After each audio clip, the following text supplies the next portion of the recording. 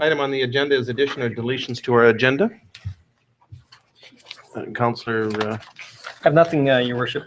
okay, thank you. Councillor Buckland, I have nothing, Your Worship. Deputy Mayor Joel, I have nothing, Your Worship.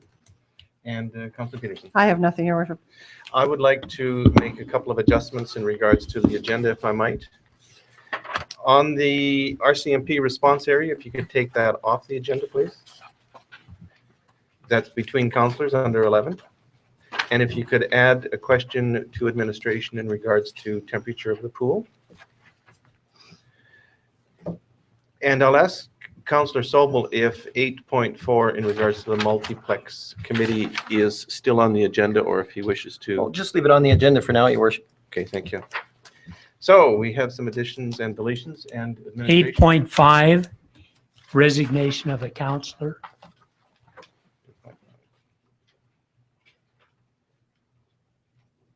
Anything further? That's it, Your Worship. Good, thank you. May I have a motion in regards to an amended agenda? I would still move the motion as, or the agenda as amended. Any discussion? Seeing none, all in favor? And carried. Minutes, previous minutes, adoption for the October 1st, 2014 regular council meeting.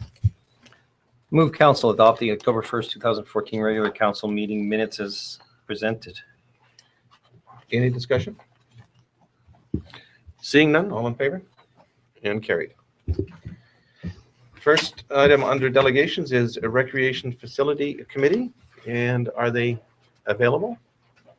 Please. We just ask that you come forward and identify yourselves. Please. Yes.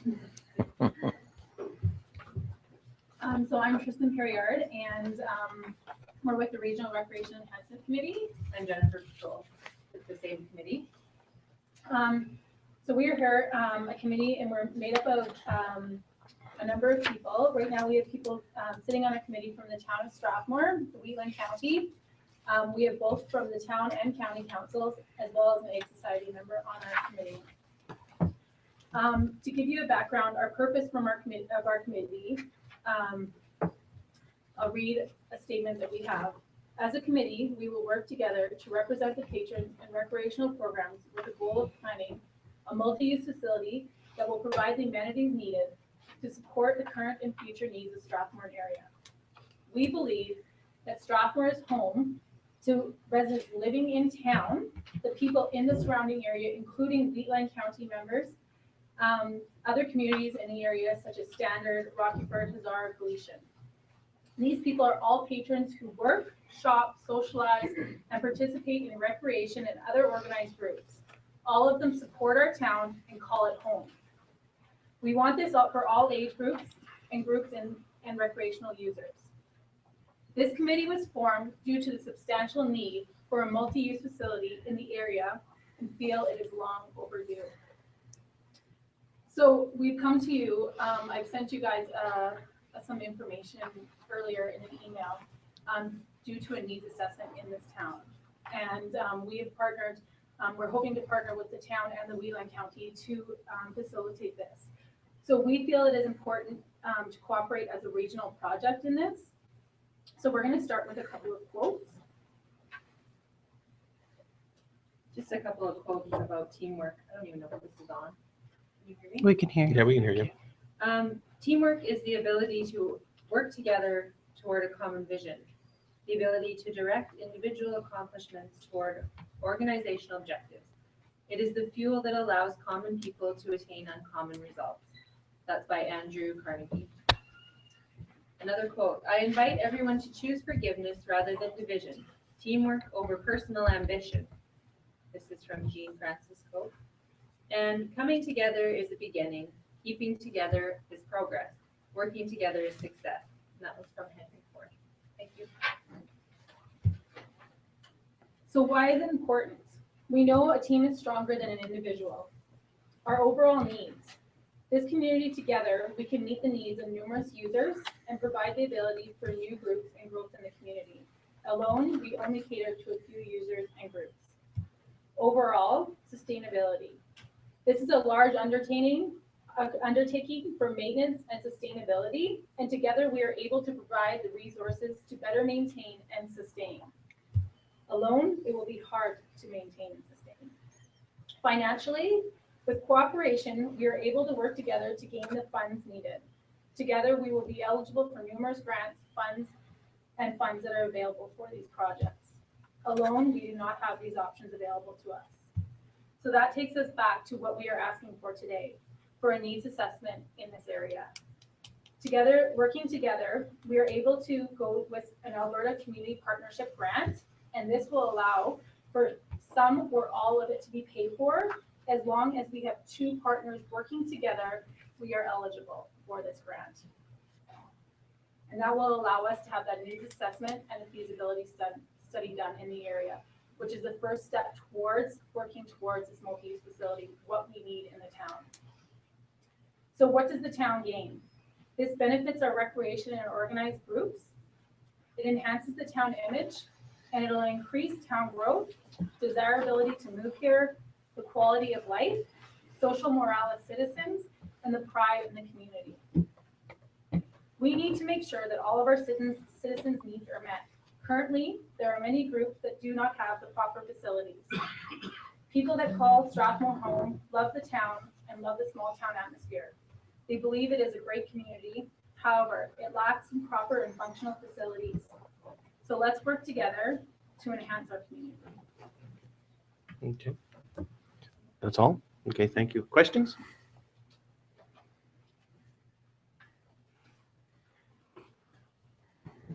Go ahead. Councillor Just a Sobel. quick question. Is it possible to find out who's on your committee? Yeah, we do have, I did email a list of everyone who attends, but yes, I can. Just send for out the record, sure. Or I can give you a list right now. Sure. Right now, for myself, Tristan Greer, Jen Kroll, are on the committee. Pat Fuel is on our committee from the town council. We have Brenda Knight from the Wheatland County Council. We have Alan Parkin, he's a Strathmore resident and as well as an employee at the Wheatland County. And we have Dennis McNeil from the Egg Society. Thank you. And we have had our first, it is in the, as well in the email, but we had a first meeting, just an organizational meeting, to discuss what we're about Super. and going forward. And that was on October 5th. And our next meeting will be held October 28th. Or 28th,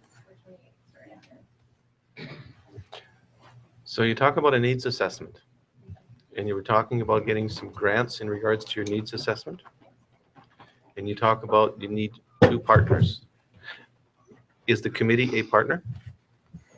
No, the committee, because the committee is just formed, we are going to apply for a society status, but at this point we aren't in the works.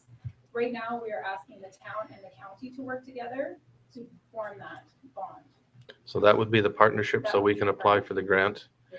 And the grant, as best you can tell, would pay for the needs assessment, The needs and the feasibility. needs and Yeah. feasibility. And that's just on a first, just a quick, after the meeting, we just found out a few quick things about the grant. So we just said the one that came to mention was the Alberta Community Partnership Grant.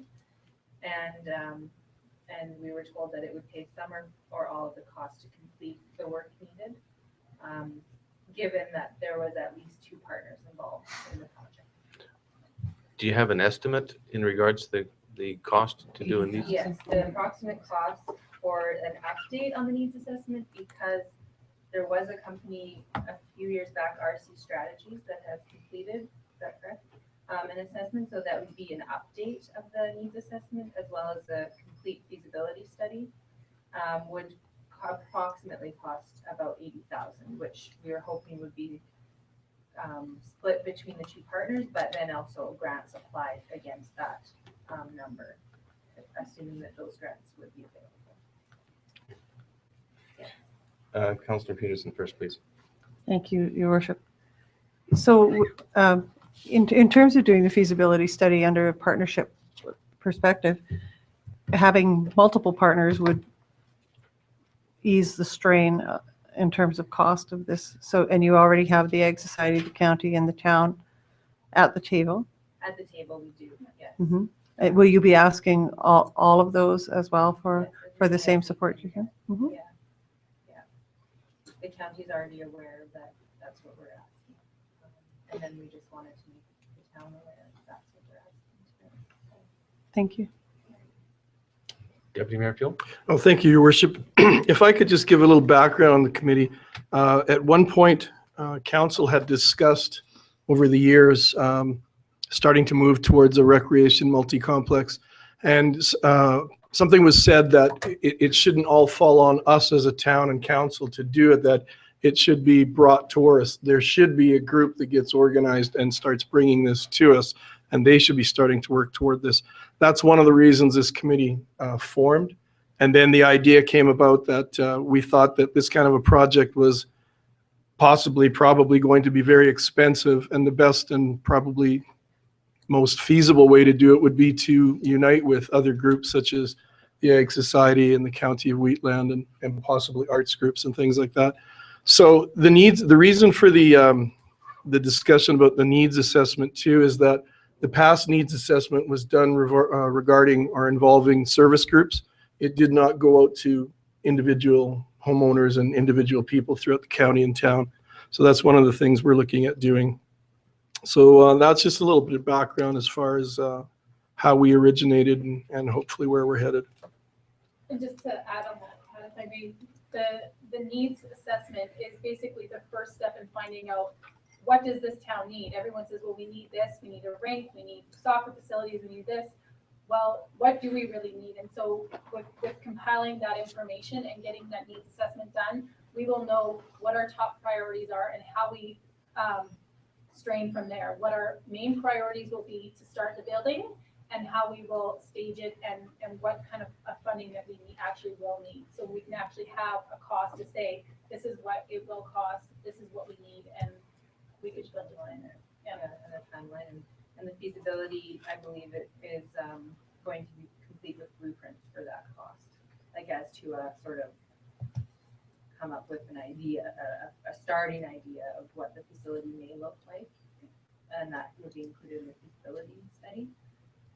And then also for long term, we're hoping that something will be created that will sustain over the years and not just be a quick fix for a certain area or a certain group, but that will support the growth of Strathmore and the length of, longevity to support the community down the road. And so it's a big project, but we're passionate about it and and would love to see it start and carry through. Councillor Volkman? Thank you, Your Worship. Through the chair to these fine ladies, I certainly don't mean to rain on your parade here, but I do have some questions, and maybe you can explain that again. You want a partnership to go forward, so you can apply for some grants to cover this 80,000 Yeah, correct. for the needs assessment. What happens if you come short on that? Short On the 80,000? Well, I think we just have to assess the situation from there. If the grants aren't going to cover it, and if the two parties or the three parties involved cannot come up with the amount. So you would know this from the start before you start this? Oh, yes, I think okay. the agreement has to be made first, right? Before we go into any agreement about doing a needs assessment, because us as a committee, we will not be in charge or responsible financially for the needs assessment. We're just asking the town and county and Ag Society and those involved if they're willing to. So basically what our stand is that we're coming together as a committee and we want to pull from all the different areas. So Town of Strathmore, Wheatland County, and Ag Society. We know those are groups that hold residence in our community. And so saying, will the Town of Strathmore bond with the Wheatland County as well as the Ag Society? And what are you willing to put forward into this project? Are you willing to put forward and step forward and say, yes, we want to see this project through. We want a needs assessment. At this point, the cost is $80,000. Okay, approximately $80,000.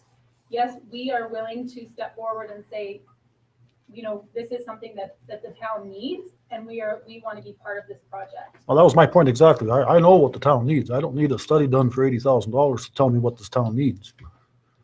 So is that, you're saying you could draw up a plan today and? Well, I'm not gonna draw a plan for a Right, multi-split And that's sports where these arena. projects begin, sorry to interrupt, but as from a standpoint of looking at other communities that have gone forth with multi-use facilities, the projects have to begin with a feasibility study, because otherwise there's a lot of protest as to what is needed, or a difference of opinions, so to speak. So when you bring in professionals and you actually have blueprints drawn up, it makes it much more real and sustainable goal than just saying, this is what we need, no, this is what we need, and the argument goes back and forth. This is the beginning of what we truly need. I'm not trying to be negative on this. I'm just stating what we were told about other facilities and how the process has gone for them. For example, like Lloydminster built a huge facility. Yep. So some other did Leduc. So we're just looking at the steps they've taken sort of as an example. This is probably the biggest thing you're gonna build in this town, if it gets going off the ground. Yeah. So And this is basically the beginning plans of saying, you know, the town, we know what the town needs. The town needs rinks, they need soccer facilities, they need lacrosse facilities. We need all of those kind of things. But what is the most important? What is the number one? And how do we build around that? What are we gonna say, this is our number one, and this is how we're beginning the facilities? And maybe 10 years down the road, as Strathmore grows, we know that we're gonna need this. Mhm. Are we able to add on? How do we sustain it? How do we do those things? So this is just a foundational thing to say, we know that this is what it is, and here is our plans, and to move forward as we grow. And also to make sure that there can be a partnership there through the different committees. Because that is essentially going to be the first step to what we need is a partnership and an agreement that all the areas in the surrounding, like the town and the county, are going to work together. That's our initial sort of what we're asking, right? Is there gonna be exactly. something like- And building this thing is one thing, getting it built is another thing, and operating the thing is gonna be the highest expense on it. Yes, it's a huge undertaking. When you look at what we got in town already with three facilities where it's costing us $2.4 million a year, Yeah. I can well imagine what this is gonna cost, but well, willing to listen. I am anyway. Yeah, well, I think, and two, I think what I look at too is the standpoint of, we are building, Strathmore's growing, right? Mhm. And every year we have new development going up and new housing coming in, new families coming in, and we are quite a family-oriented community. However, what I see people, when they have a choice of community to move to, say if they're moving out of Calgary, they are looking at recreation, they are looking at what facilities are there, and I do believe there are some choices being made surrounding that maybe we're falling behind on because infrastructure is going up. But as far as the Parks and Rec in that department is sort of, it's not there yet. Like, we kind of need to play catch up.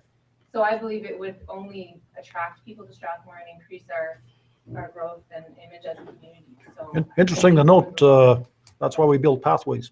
Yeah. I was at an Alberta Parks and Recreation Conference a couple of years ago, and I attended a session on this, and they picked a town. I can't remember if it was Stony Plain or which town they used, but they had a list of 20 priority items. Pathways and walking are at the top. Yeah. Your high dollar expense mega sportsplex are at the bottom. But again, I'm not negative. Your dog's dead, please, Just to okay. touch on that too, if you do look at some of the surrounding towns, Okotoks, Brooks, Hannah, I mean, that's even a smaller community, Airdrie, Cochrane, they all have multi-use facilities now. We are one of the few communities our size that doesn't have it. So there's no reason to say that we aren't able to sustain it and build something like this. As a former recreation director though, Rocky, I do agree with you that parks and rec, the priorities in walking paths. However, being that we are the size we are and the sports that we support in this town, I think the priorities are different, and we will find that out with the feasibility study. And also our committee is, we are formed now for this being our purpose, but as a committee down the road, maybe we will be looking at different projects too, or something different if this doesn't apply. But Good, thank you. yeah, Deputy Mayor Phil? Thank you, Your Worship. Just a couple of comments. I think this is the first time I felt in about 4 years that we're on the cusp of a really exciting time. And I don't think we all are quite aware of what possibilities there are out there. But I think this is one group that could dialogue with other groups that are possibly in the works now. And with a facility that could be this size, it's going to take some regional cooperation as well. And we should also be looking at some of the groups like the Arts Collective as well. But there are good things coming. Councillor Sobel, please. Thank you. And once again, thank you to the two of you for taking this initiative. I guess I just want to know where we're going from here. What I understand that you want us to bond with a couple of other groups. I'm not exactly sure what that means, but if it means being willing to get together, I don't think that's going to be an issue. I won't speak on behalf of council, but on a project like this, I'm always willing to listen and to encourage. The issue will come down to spending $40,000 or $30,000 or whatever that number is. And in regards to that proposal that you're talking about, the feasibility study, et cetera, who would be doing for instance, the request for proposals from companies to do this? Would that be you guys or would that be us? It would be a member of our. Okay. Of our group. Okay. So is it fair to ask that be looked at prior to having any financial commitment? Okay, because naturally, if I'm going to agree to a proposal for that, I want to know what we're getting for the proverbial bang and our dollar too. Of course. So that would be part of the agreement. Yeah, we want to, and that's something we want to do. We're basically the facilitator between, we're saying we want you guys to come together with the county, with the Ag Society. You guys are really, if you are going to be putting funds into this, we are facilitating the committee to move forward, but we want to work closely with all of the committees, all of the councils, so that you still have a say, obviously have a say in what's happening. We're basically putting it together and we're actually your little work ants, right? We're working for you. We want to be the people that are doing this. We're going into the trenches and doing the grants and finding the funds and finding where do we need to get this feasibility study done? What is next, right? This is what we're here for. So if I understand you correctly, you're looking for support and principle for your group, and I would imagine also support in the area of appointing a counselor to your group, officially, I guess. Would that be correct? Yes. Okay, thank you. Councillor Walls. Your Worship, to Dr. Stanford, can you comment, when the golf course was doing their project, was a feasibility study done?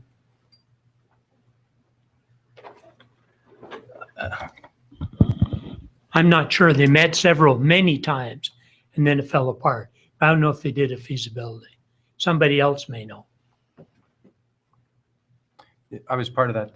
Just a little background. I was part of that group, and I think the downside on there was a misunderstanding of what that group actually had. So they were very, very, very close to actually getting something going forward. Yeah, I support this. And sorry for me being late, but yeah, absolutely support this. Councillor Peterson. I'm prepared to make a motion, Your Worship. I don't know if we necessarily need a motion at this unless the Yes, we motion. do. Yep, Your Worship. I'm prepared to make the motion. What I would like to understand then is, do we require an MOU with the county before we go forward? My motion will speak to that, Your Worship. Okay, thank you very much. I will entertain a motion now. Thank you.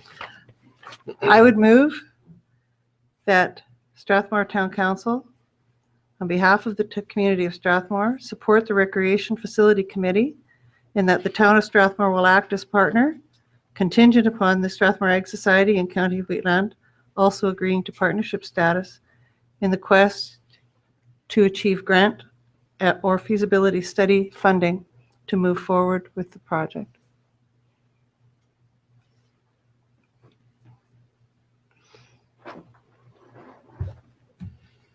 We have a motion on the floor. Is there any discussion?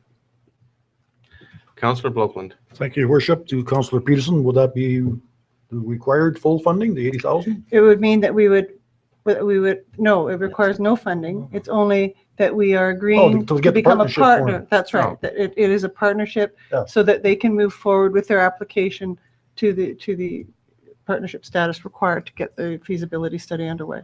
And we are committing, at this point, we're committing no funds Okay. as per this motion. Good, thank you. And your worship, if I could. Deputy Mayor Field, yes. Yeah, if I could just add to that, I joined this committee we have only been to one meeting. So this coming forward as a council-backed committee does not necessarily mean I have to be the one on the committee. If we have our meeting and discuss who's going to be on which committees, that's something that I'm totally open to as well. I don't want you to think that we've all set this thing in stone. There are county councilors, though, who have come forward and are going to be a part of this committee.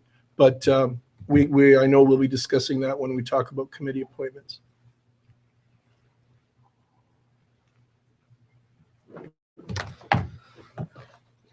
No further questions? The only thing I would like to say that in the intent of this motion, that it is the committee that will write the grant if you achieve your goals to get the partnerships in place. Yes. Thank you.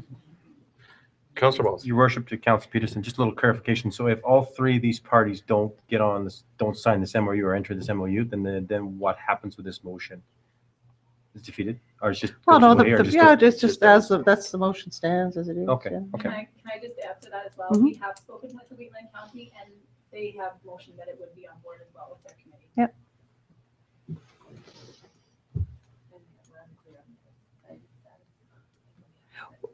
I think two partners are what's needed.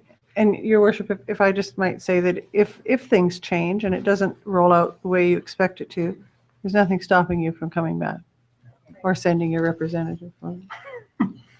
Is No, a we're name there. prepared to stick in for the long haul and reroute our decision making and discussions, depending on what outcomes, over the next month. So. And I want to thank you for the great job you did and for providing council with the information ahead of time. That was extremely helpful and really well done. Your worship, if I may, just one more comment. I know the Strathmore Golf Course has done a lot of work on this in this area, so they may have a lot of information that you guys may already need. So if you want, I can get that information off to you as well. And maybe some former contacts. for Absolutely. the committee. Yeah, thanks. Absolutely. Thank you, I appreciate it. We have a motion on the floor. No further discussion? All in favor? And carried.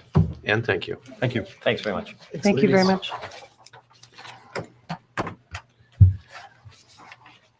Next delegation that I've got listed is the RCMP.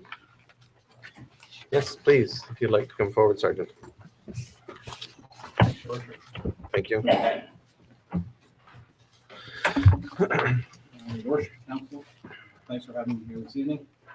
I wanted to give you a quick update on some of the things we've been going on with police force and the town. I'll run through some stats from this year in comparison to last year over the same period. The period is from April 1st till now, or the end of October. The collisions in town have been down 15%. And I should mention, I'm not a big stats guy. I'm giving you stats. Stats can be manipulated. They can make them sound good or bad, just depending on how you approach them. So I'm providing stats and give some numbers.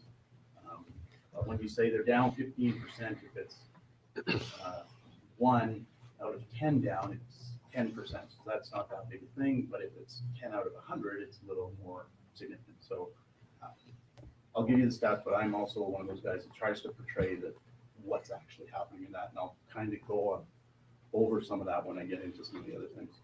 Collisions are down about 15%. Impaired driving charges are down approximately 25%. Dangerous operation of motor vehicle reported to us. So this isn't charges, but how many we get reported in that 6-month period is down 50%. But again, that's a very small number on that one. It's from 14 last year to 7 this year. So I don't want to mislead anything that way. Liquor charges are up approximately 40%. Again, from 15 to 28 since last year. Criminal code reported or other criminal code reported is down approximately 20%. Drug charges and reports for drugs is about the same from this year to last year. Assaults are down approximately 10%. That's a little larger number. In the portion, it's about 210 down to about 180. Thefts are down approximately 40%. Again, that's a fairly large number from 260 or 270 to 165. Mischiefs are down 35%. That's a larger portion again from about 240 down to about 140. And break and enters are down 50% with regards to reported from 60 to approximately 30. So again, like I said, I give you some numbers because I didn't want to mislead you just with percentages. But with regards to traffic violations and tickets and that we've written, it's approximately the same has been written as this year at this time as we had last year. So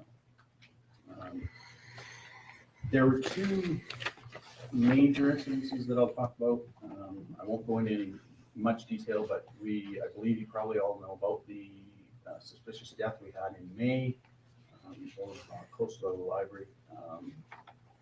We had major crimes out, which involves probably about 10 extra members from the specialized section in Calgary that comes out and supports the detachment in investigating that consistent death. It was the one I believe you all read about in the paper. It was the one in the alley. An extensive, like I said, 3 or 4 day investigation with probably 20 members involved, probably working around the clock almost, 16, 18 hours a day. Found it to be a non-suspicious death. So the other incident, or there's two, we had 2 armed robberies, which I think are significant in a town of our size.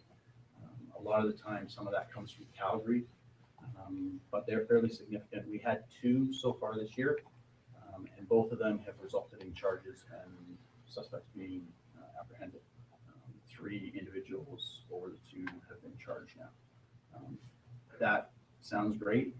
It is. It was some good police work on both of the files. They're very difficult to sometimes apprehend because it's kind of like a smash and grab type thing, and it's very difficult. But we've been lucky and we've been able to solve both of them. So, the second major topic is I wanted to talk about the crime reduction unit and one of the big programs we've put in place that I feel has had a huge effect on the community. Some of the decreases in the stats I gave, and also in the ability for us to keep our community safe and see those crime trends go down. And that's with regards to our crime reduction unit that we implemented with you guys, approved the position a number of years ago. They're doing a DARE program. They teach about 80 students a year in town here. And Constable White is also in charge of the Neighborhood Watch program. She got that program up and running approximately 2 years ago. Got the group together and done some good work with that. She's worked over 100 investigations. She's laid approximately 40 charges, monitored 12 habitual offenders. That is kind of a stat that we have to stick by. The most that the RCMP in Alberta from our senior management want us to monitor is no more than 12 in any community. So we've monitored 12 at any given time, but in total we've monitored about 22 habitual offenders. And that criteria to be a habitual offender is an internal one that we have across the province in every community. And it's just basically, simply put, is the more serious offenders that are repeat offenders. In that time, 7 of the 12 that she was monitoring, a total of 22, 7 have reoffended and been reincarcerated and put back into jail, and 2 have chosen to leave the area. So We are still monitoring 12, obviously, as some of them leave the area or go back to jail. We add others to that list, and that's why the number is 22 that we're monitoring in total. So, B&Es or break and enters are a big issue, I think, in any community at any time. We've certainly seen, as I mentioned, a decrease in them, but there are a couple of incidences that happened. We had a ring of B&E artists or break and enter guys that were coming out from Calgary earlier in the year, and we worked with CPS, and she worked with CPS extensively, identified that these suspects were the same, and with their help and our assistants working together, we were able to get them located, identified, arrested, and charged. Most of the charges were waived into Calgary, so we had some charges here. The majority obviously were from Calgary, but with their help and assistance, that was done. We had a second incident with regards to an individual that was going into senior residences that we identified. We were able to locate, arrest, and charge, and he pled guilty. And obviously, that was a big concern of mine when we have our seniors having somebody going into their residences, and that was important to deal with. So we did, and we got lucky, and we're able to identify that. The final kind of grouping was we had 7 break and enters that we identified that were similar over a long span of time. And that's why it took us a while to identify, was because if you only get 1 or 2 a month or every second month, it's hard to put a grouping together, but we finally did. One suspect was identified, having done 7 of them. He was charged in regards to all 7, and he's currently incarcerated, waiting disposition of those charges. 2 of the incidences that Constable White dealt with were what we call in progress. One was one of the armed robberies, and one was break and enter, in which 4 suspects were involved in a break and enter. She was able to go out, assist the members that were on duty in locating them, arrest them. So a total of 5 were arrested and charged and pled guilty. The final major investigation she dealt with came across her desk. She picked up on a few things from dealing with the guys, the regular constables on the floor, in the community. And we identified a couple of vehicle thefts. It ended up expanding and turning into 10 vehicle thefts that we were able to. A few were out in the county, so not all 10 vehicles were stolen from Strathmore, but I believe 7 or 8 were. 3 of which at the time that we were able to identify the suspect and the offenses, 3 hadn't been reported to the police yet. We were able to identify the main instigator. He was in northern Alberta at the time, and had come to us through the habitual offender program because of the notification that he had done something in northern Alberta, and that's how we caught sight of that. So that habitual offender program, as I said, is showing very good results. In the end, we were able to interview him, arrest a second suspect, and charge both of them. And currently, one of the 2, the main guy, is incarcerated awaiting disposition of his charges. So, can't get into it. Give you a lot of specifics, I know, but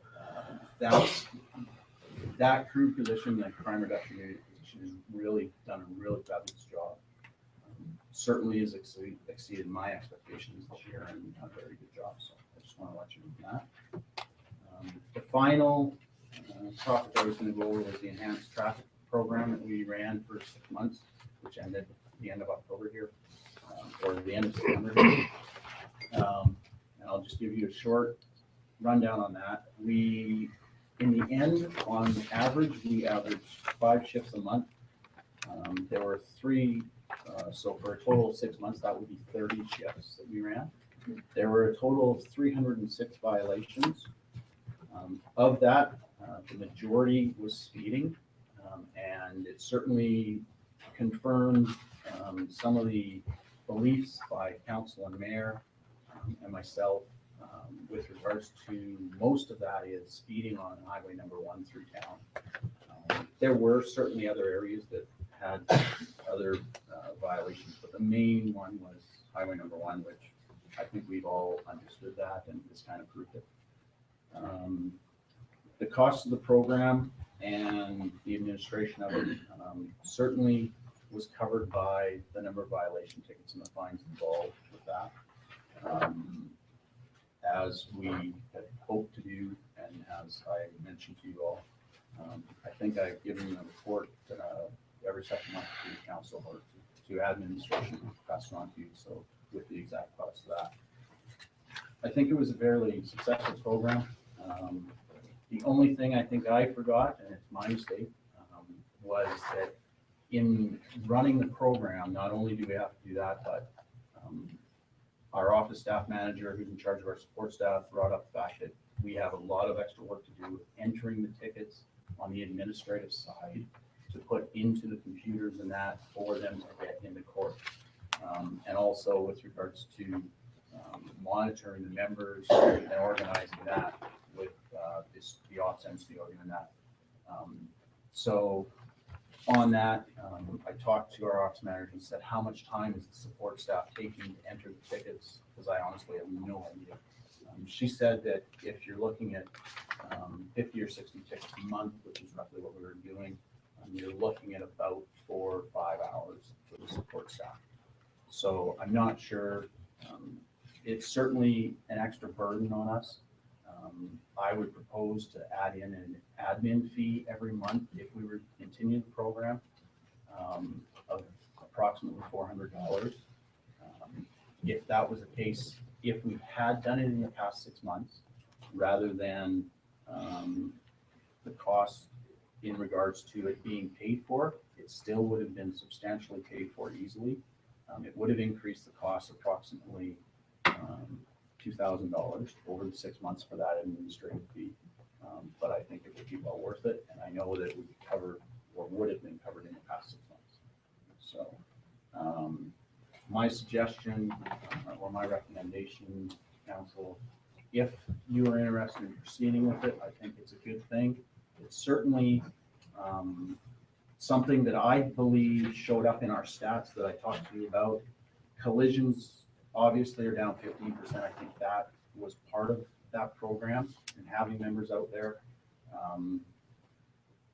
Impaired driving, I don't know whether that has the effect, and I don't know whether you can reflect that in the stats, because I think that's something that's always going to be there, but it certainly helps.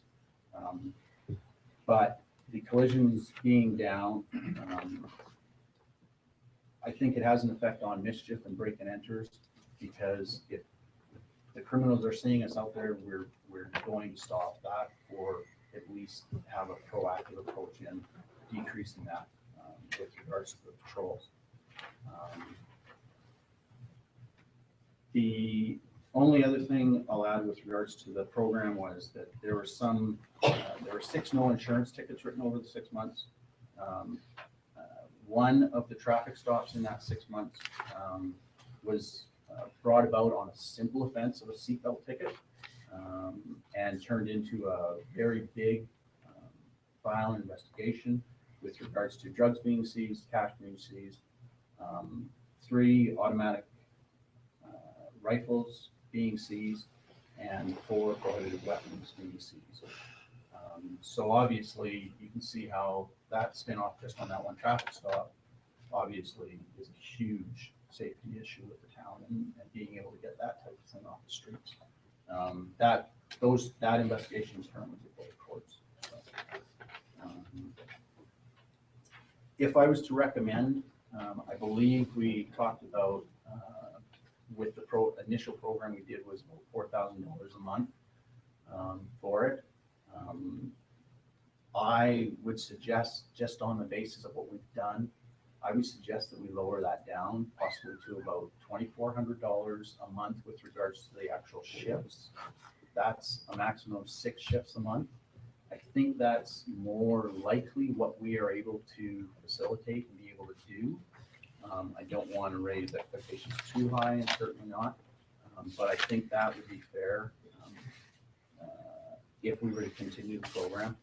If the administrative cost of $400 is added on to that, that's a $2,800 cost maximum for any month, whether it be 6 months or a year, if you were to continue with the program. I would continue with the 5 hours of the shift that we talked about.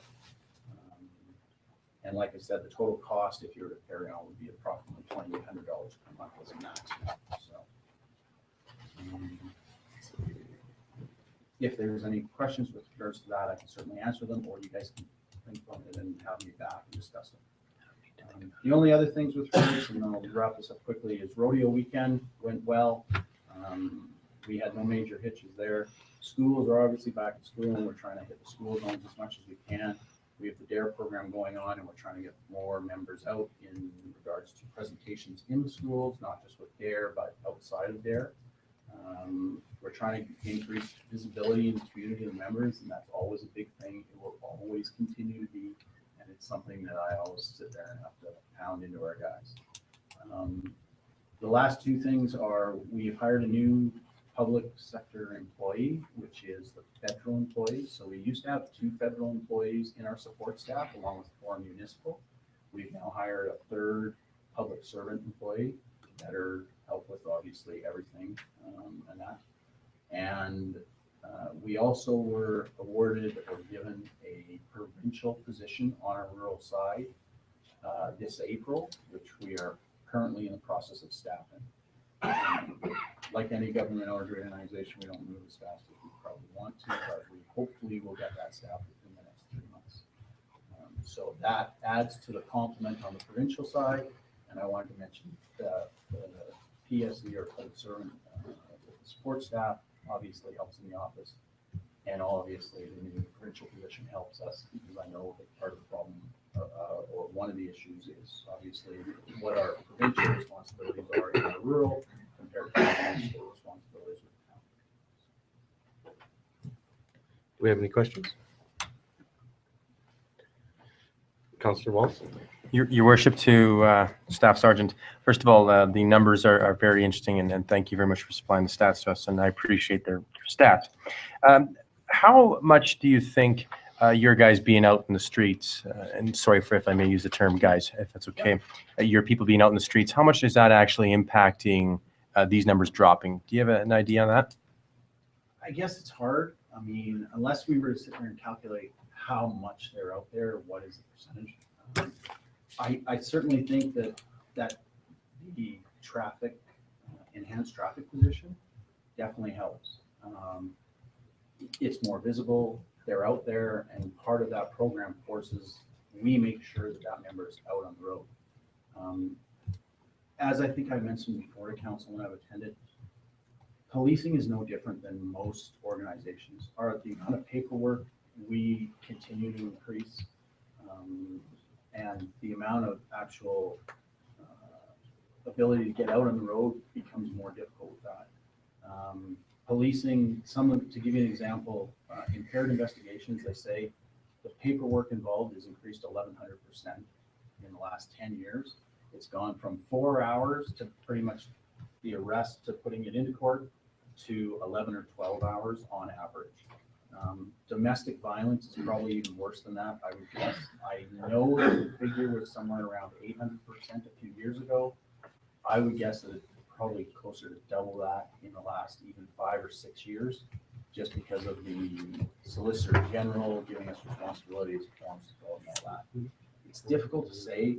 I would say the biggest thing, I don't think, as much as I would love to say we get the guys out more than we did 2 years ago or whatever, I think that's just kind of an ebb and flow and pretty even keel.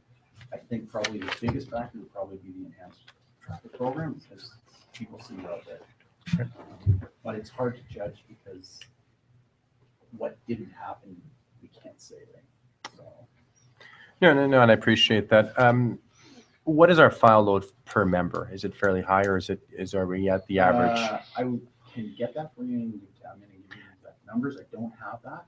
I know that when I ran the stats yesterday and was doing the compilation, that we are certainly down approximately, I believe that it's not a statistical on criminal code stats, which I can get for you. But it's a stat with regards to what we deal with, any or every incident. And I believe that it was around 4,500 last year, and this year we're around 4,100. So we're down approximately 400 or 500 from last year in that 6-month period. So, but that covers kind of the whole gamut of things. It's not, it could be assist general public where somebody comes in and asks for help on a non-criminal matter. They find a set of keys at the park and they turn them in. So it's not just criminal code or criminal offenses. Okay. And Your Worship, my final comment is it's great to see so many police officers actually out and about. It's really good to see that, and I would encourage the staff sergeant to continue to do whatever he can to promote our people to be on the streets, because that goes a long ways. So thank you very much, and you're doing an exceptional job, Kevin. Any further questions? Councillor Sobel? Sure. Just quickly, evening staff. I think you're being a little modest with how you describe those stats. These are great numbers, and it shows, to me anyway, it shows that the members are out on the road, especially something as simple as the Liquor Control Act tickets. When they go up from 15 to 28, that tells me that they're actually getting in the out of their cars and into other cars or on foot to apprehend the liquor violation. So I think that's indicative. I'm a little surprised having said that, I'm a little surprised that impaired drivers have gone down. But that's, as you said, that's cyclical, and there could be a perfectly good reason for that. Question I have is in regards to drugs. Can you tell me, the way that was described was not only drug offenses, but also drug complaints. Did drug offenses remain the same? Do you know? The number of, not so much the offenses, Charges laid? Charges laid. Yep. Versus number reported. I think we had 25 reported last year and 24 this year.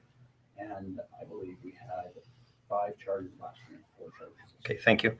And in regards to traffic, when you said the traffic tickets remain the same, would that have been including the enhanced traffic position? No, that's separate. The traffic. Perfect. Because I didn't want to include that because that kind of would mislead that. So the enhanced traffic I didn't include in the traffic violations. Thank you. For this year with regards to the caution rates.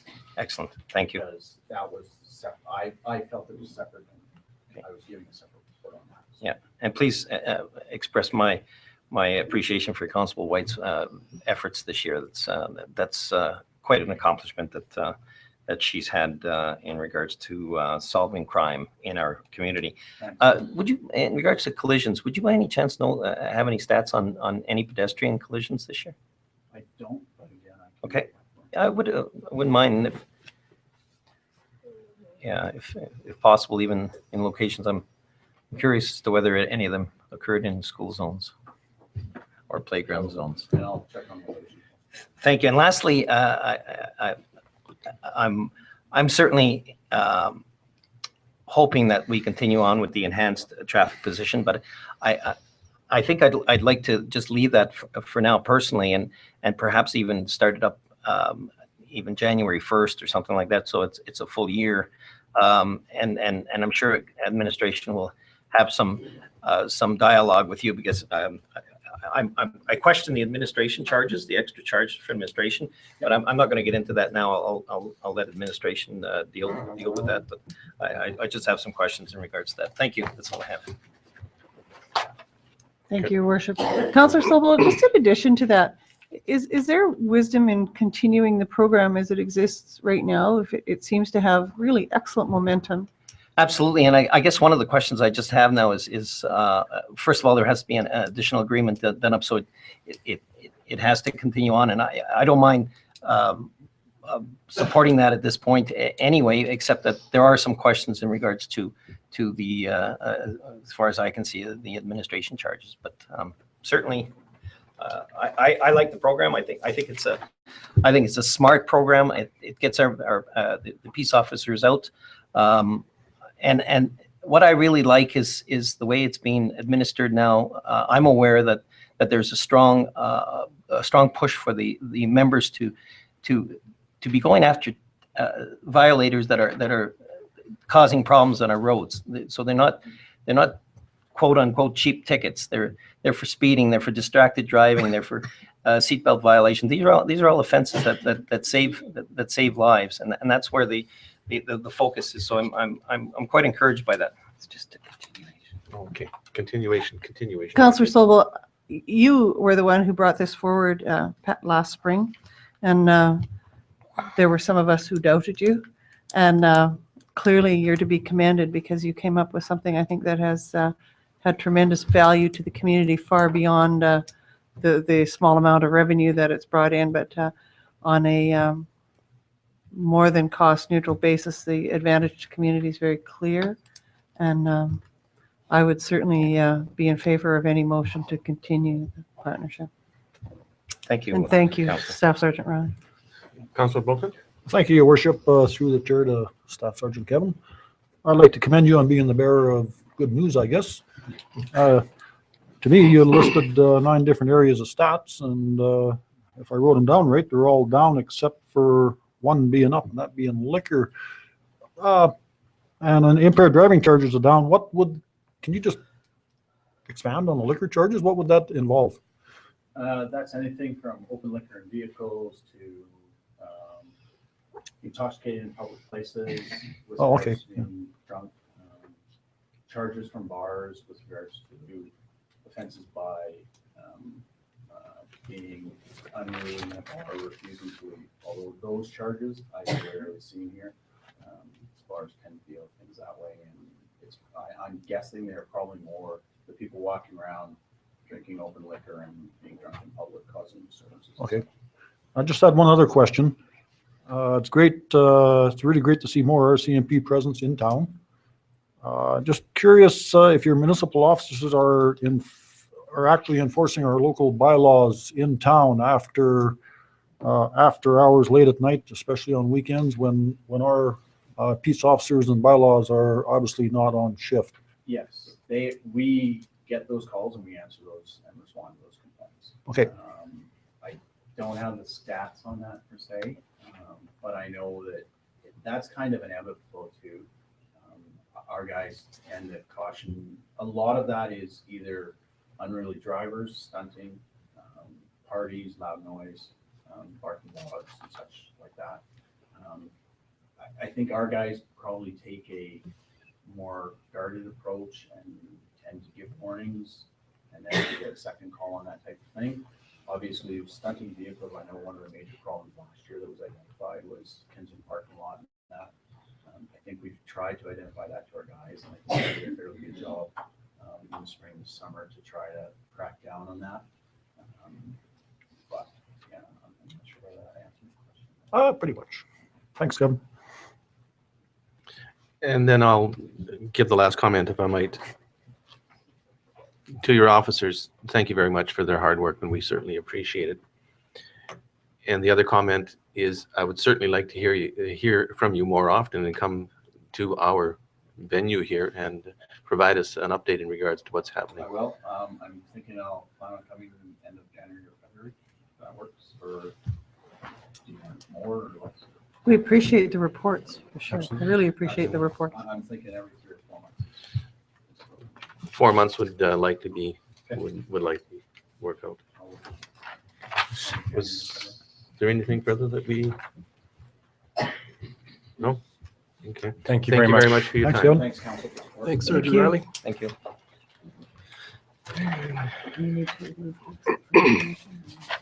Do we need to move to accept for information? I was just going to ask, seeing that we don't have a report per se, what are we accepting? We have one. That's only on the, Enhanced traffic. Oh, that's right, too. It's not on the Enhanced full one. traffic. You're right. Yeah.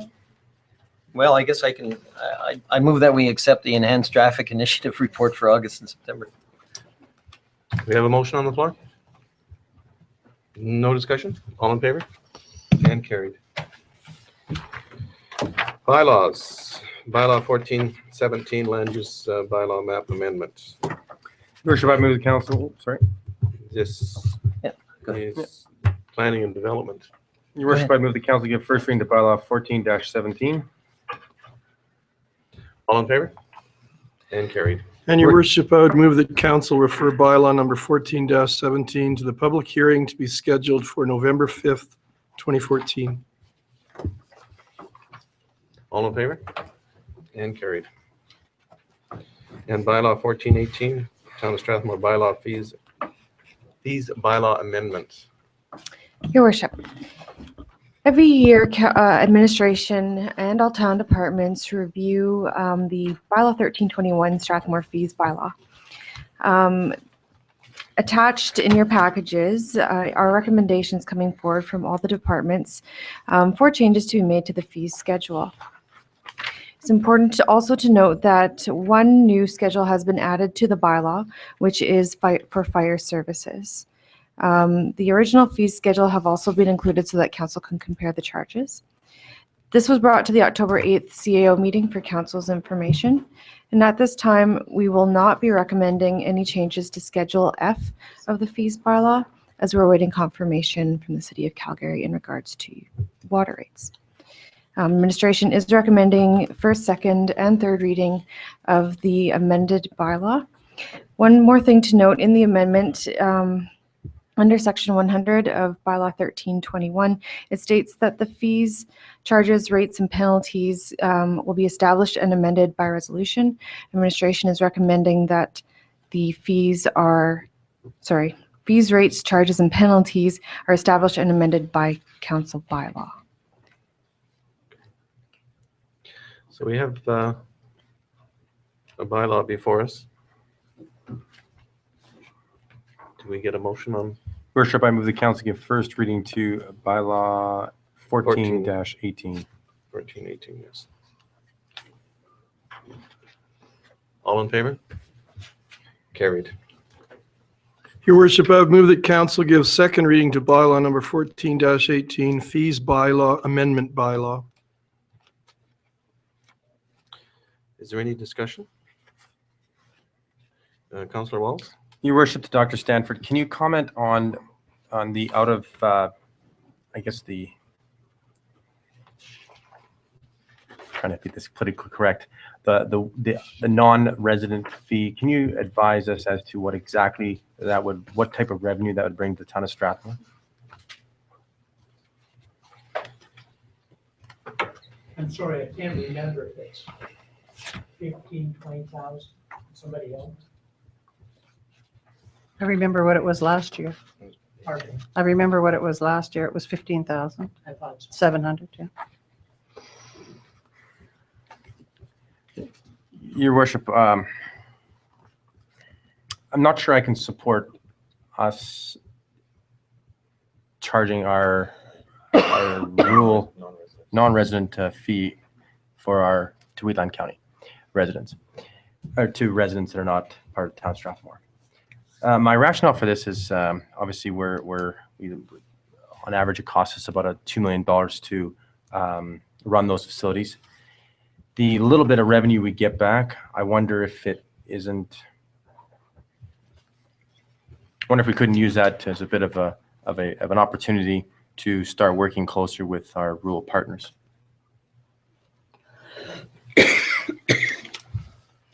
Councillor Sol? You know, this isn't about necessarily the amount of money. This is about being fair to our taxpayers. If we were not to charge non-residents an extra charge, then that would mean that the non-residents that come to our facility actually pay less than our taxpayers. They pay less. Our taxpayers who pay for this pay more to get in than our non-residents, because they get hit twice. They get hit on their taxes and then on their entry. Well, a non-resident does not have taxes to pay for, so they're getting a heck of a deal on this. And this is not about one community against another community. This is about just being fair to our taxpayers who are paying for these facilities. Thank you. Who was first? Deputy Mayor Fuel? Thanks, your worship. In following Councillor Sobel's comments, I'm wondering, since the county residents don't have to pay taxes on the facility and they're being charged a fee to use it. Maybe part of the problem is the way it's named, you know, as far as non-resident youth, non-resident adult. Maybe part of it is referring to it as a user fee, because it does cost you money to use a facility wherever you would go. If I went into Calgary, I would have to pay. But naming it as a non-resident title, maybe that's one of the things that's inflammatory. I do understand the charge for it because our residents have paid taxes and they also have to pay a user fee. So maybe it's a matter of changing that title as a step that way. Because it does seem to identify them and label them, you know, it's almost like hanging a sign on them. But maybe we could look at the title being changed as far as the bylaw goes and changing it to a user pay or a user fee or something like that. Thank you, Your Worship. I certainly have been on record as not being in favor of charging non-resident fees for ice rental or for passes, seasonal passes. And I appreciate what Councillor Sobel is saying about our residents in Strathmore paying twice or paying more. And I absolutely acknowledge that. But there's another issue that exists here, and that is that, and we've heard this in this council chambers, 70% of our hockey players in this community are using our rural community arenas. They're using Gleason, Hazard, Standard, and they're using them 70% of the hockey players and 75% of the ringette players from this community are using the County of Wheatland's facilities, and they are not paying more to do that. And so I do think that just in the way that Jennifer and Tristan presented to us earlier in the recreational use facility, that there is something very profound in terms of fairness. And I don't believe that we're being fair in that regard. I think if it was a straight across the board and we were the only game in town, I think Councillor Sobel would then have a very excellent point. But I think in this concern that it isn't so anymore. And in terms of what Councillor Fuel or Deputy Mayor Fuel has said, I use Calgary Parks and Recreation facilities and I don't pay extra. I hope they never realize that I'm from out of town. But I don't pay extra fees there when I take my grandchildren to recreational facilities or when I use their arts and recreation facilities. And I think that our communities need to become smaller in terms of cohesiveness, and we need to work really hard to rid ourselves of the divisiveness that this has wrought for $15,000. And I acknowledge Councillor Sobel makes a point, but I just don't think that it has value. Deputy Mayor Hill.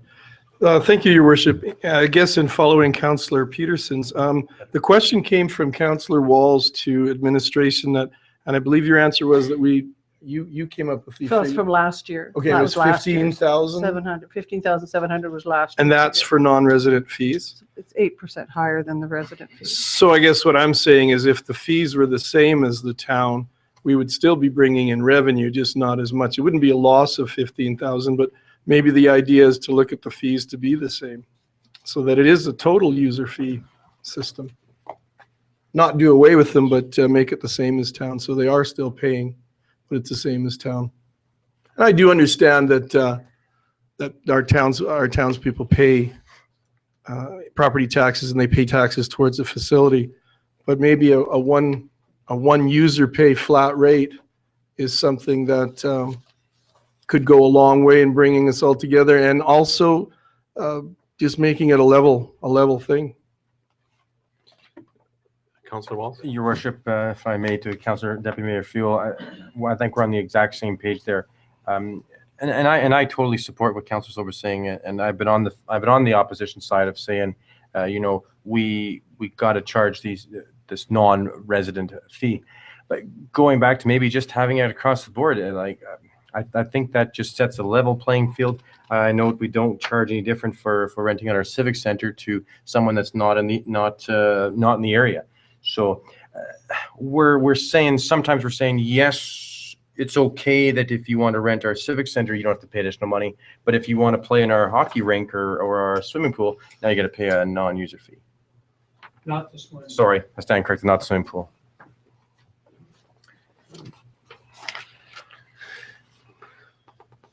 I think we have more to discuss in regards to the different fees. So the question is whether or not we want to make a motion halfway through, or should we discuss all of the fees because there may be other items brought forward. Your worship, I'd move to postpone this bylaw 14-18 fees bylaw amendment bylaw until the November, help me out, the second meeting in November. Wait, I don't have a calendar in front of me, I'm sorry.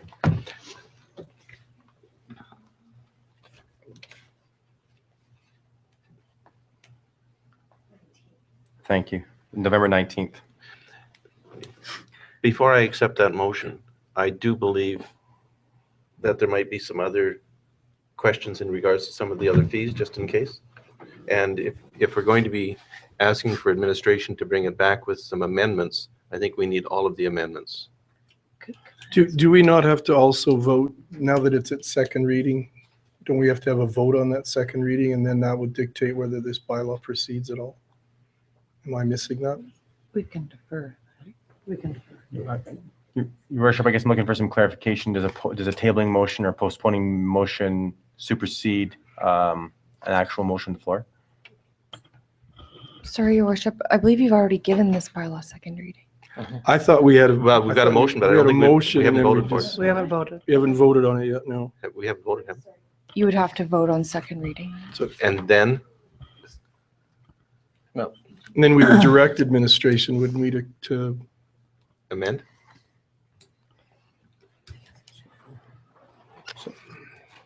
Can we make the amendments now?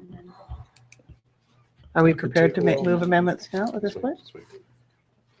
Yeah. Go ahead. It would be suggested to continue the discussion and then vote. Thank you. So if there's any other amendments that you want to make to the bylaw, and then we will hold the vote. Any other discussion?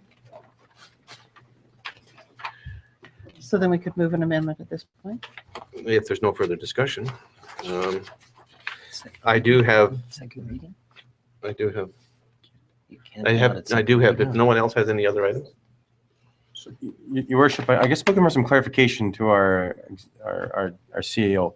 I'd like to postpone this to allow council the opportunity to revisit some of these issues and give us an opportunity to rethink this and maybe work with administration to get this bylaw what we need. And I think it's better if we postpone it rather than carry forward to defeat it.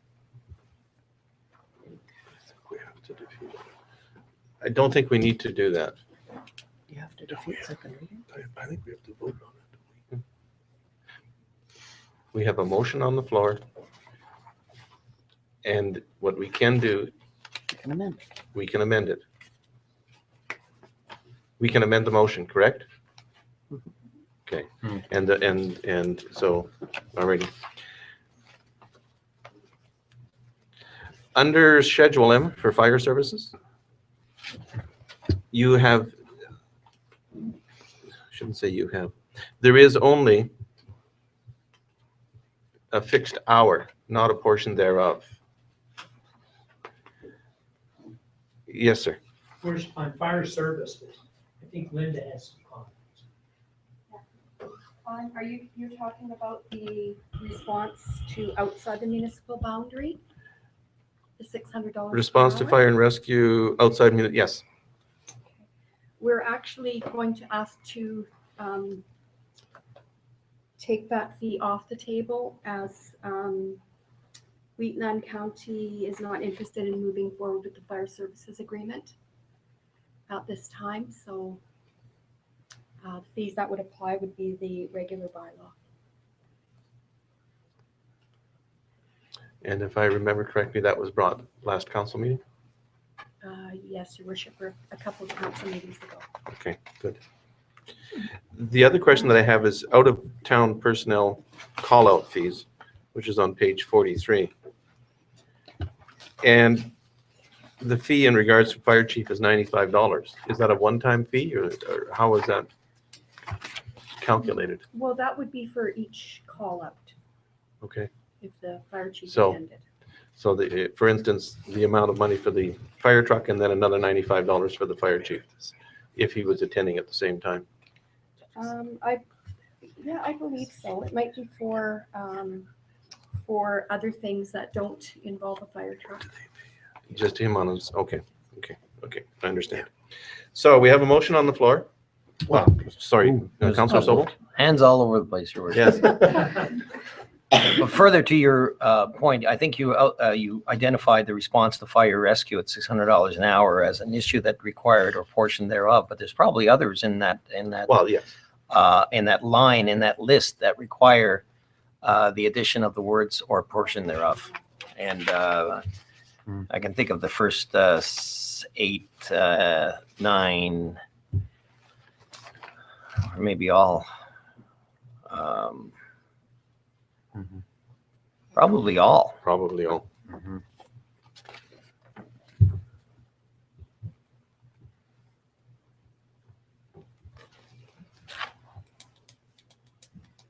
That's all I had. Thank you. Yep, okay, good, thank you. Councillor Peterson, I'm prepared to move an amendment, Your Please. Worship. please.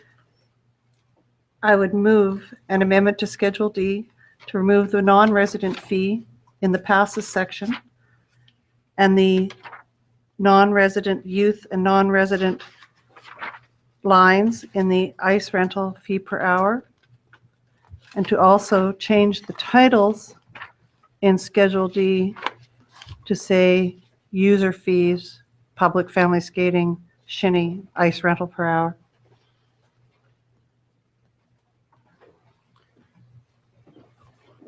And I don't know if there's anything else you needed to add to that, but I would certainly welcome friendly amendments. So, And well, the other amendment, of course, would be the change in the yes. additional quarter thereof, part of an hour thereof.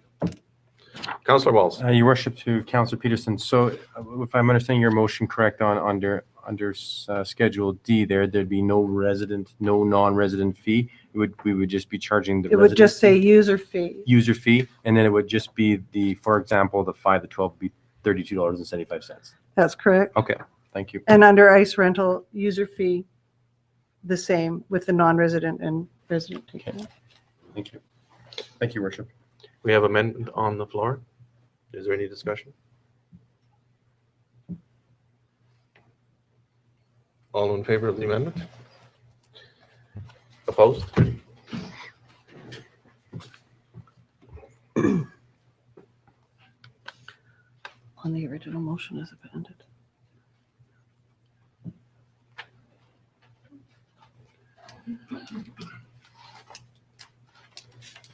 Okay, you got that?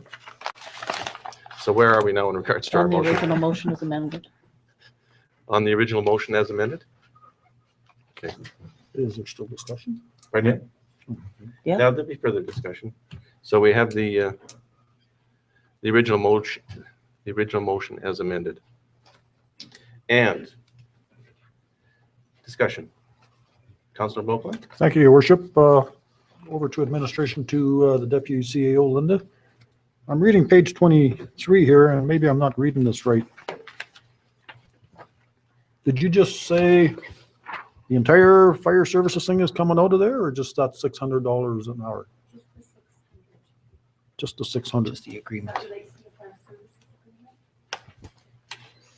Okay, page 23 says 2 new schedules have been added to the bylaw.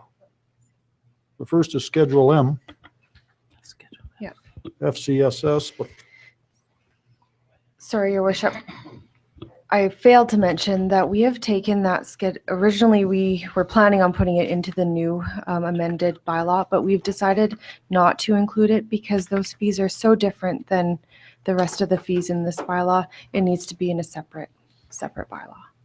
so is there So- a typo here? Yeah. Yes, Good catch, good yes. catch. Yeah, I Okay. do. Yeah.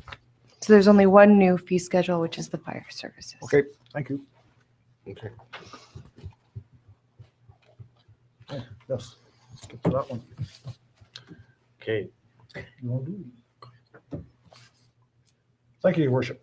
That's all. Page 40, the Schedule J.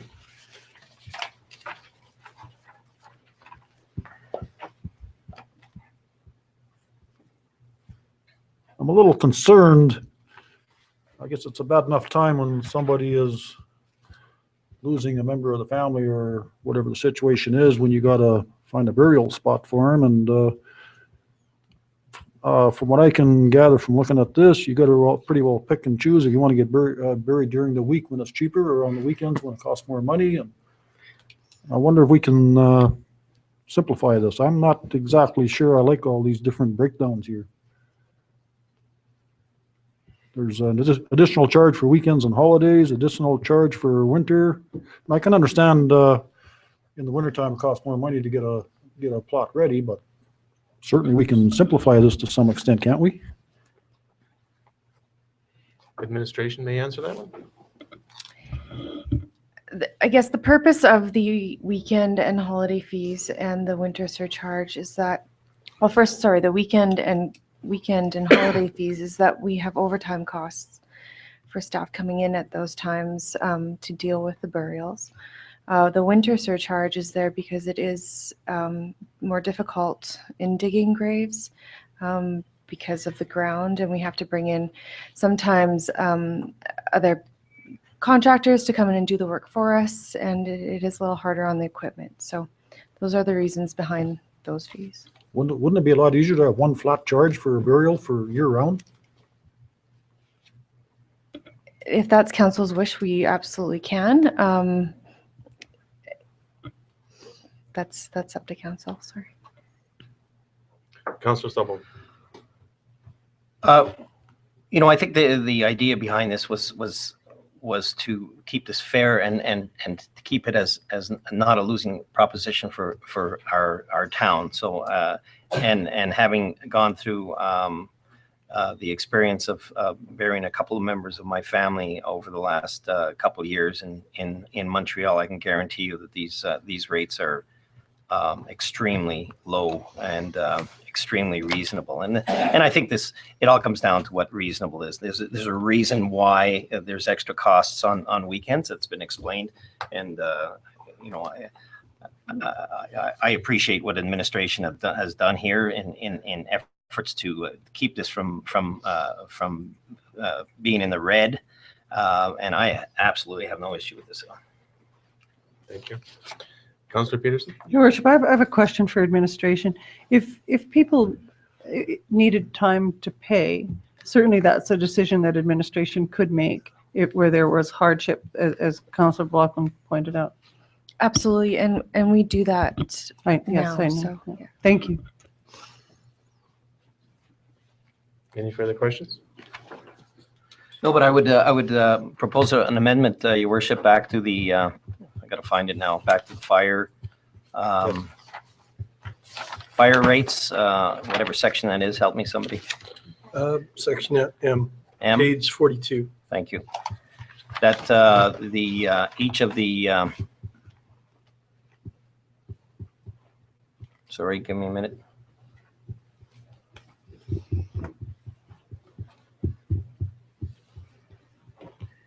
Each of the 3, 6, 9, 12, 15, 18, each of the 20 items under the area of response to a fire under residential, commercial, business, and industry occupancy located within the town of Strathmore for rates, all include the phrase or portion thereof per quarter hour or portion thereof.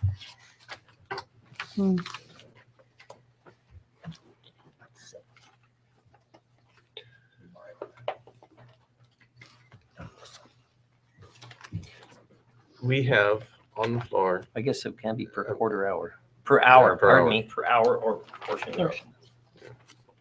As in something else, we've already got it down that way anyways. I do believe somewhere. But we have the amended motion on the floor at present, correct? But he just moved another amendment. That's And okay. so now we have another amendment in regards to the amendment. Okay, good. Yeah. So we have an amendment to the rate. All in favor of the amendment? There's no opposed? No? Okay. So now we have, go ahead, Councilor Wilson. Your worship, just following along more with what Councilor Blockman was saying in regard to Schedule J on page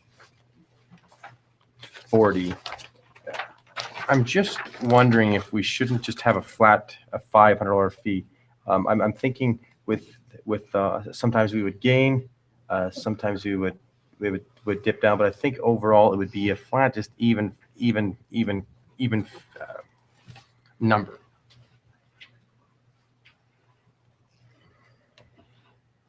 And I'm prepared to make a amendment to bylaw 14-18 under Schedule J with respect to opening and closing, removing the additional charge for weekends and holidays and the additional charge for the weekend, and just making a flat all of it. We already have one amendment on the floor.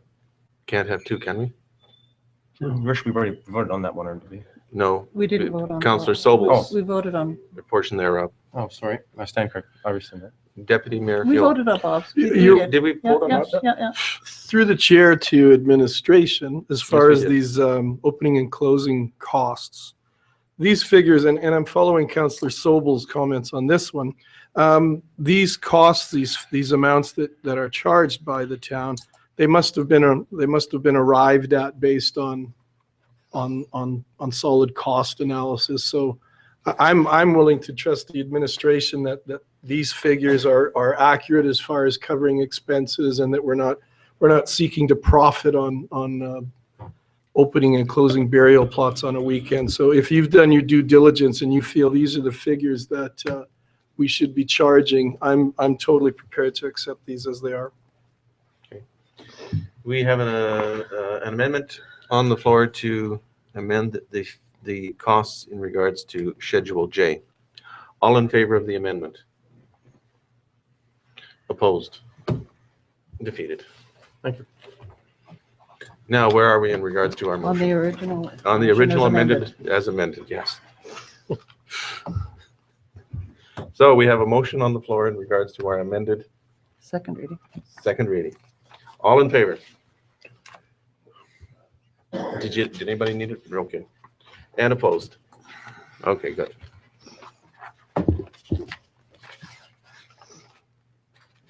So we've got second reading? Yep. And it wasn't unanimous, so we cannot go to third. Good.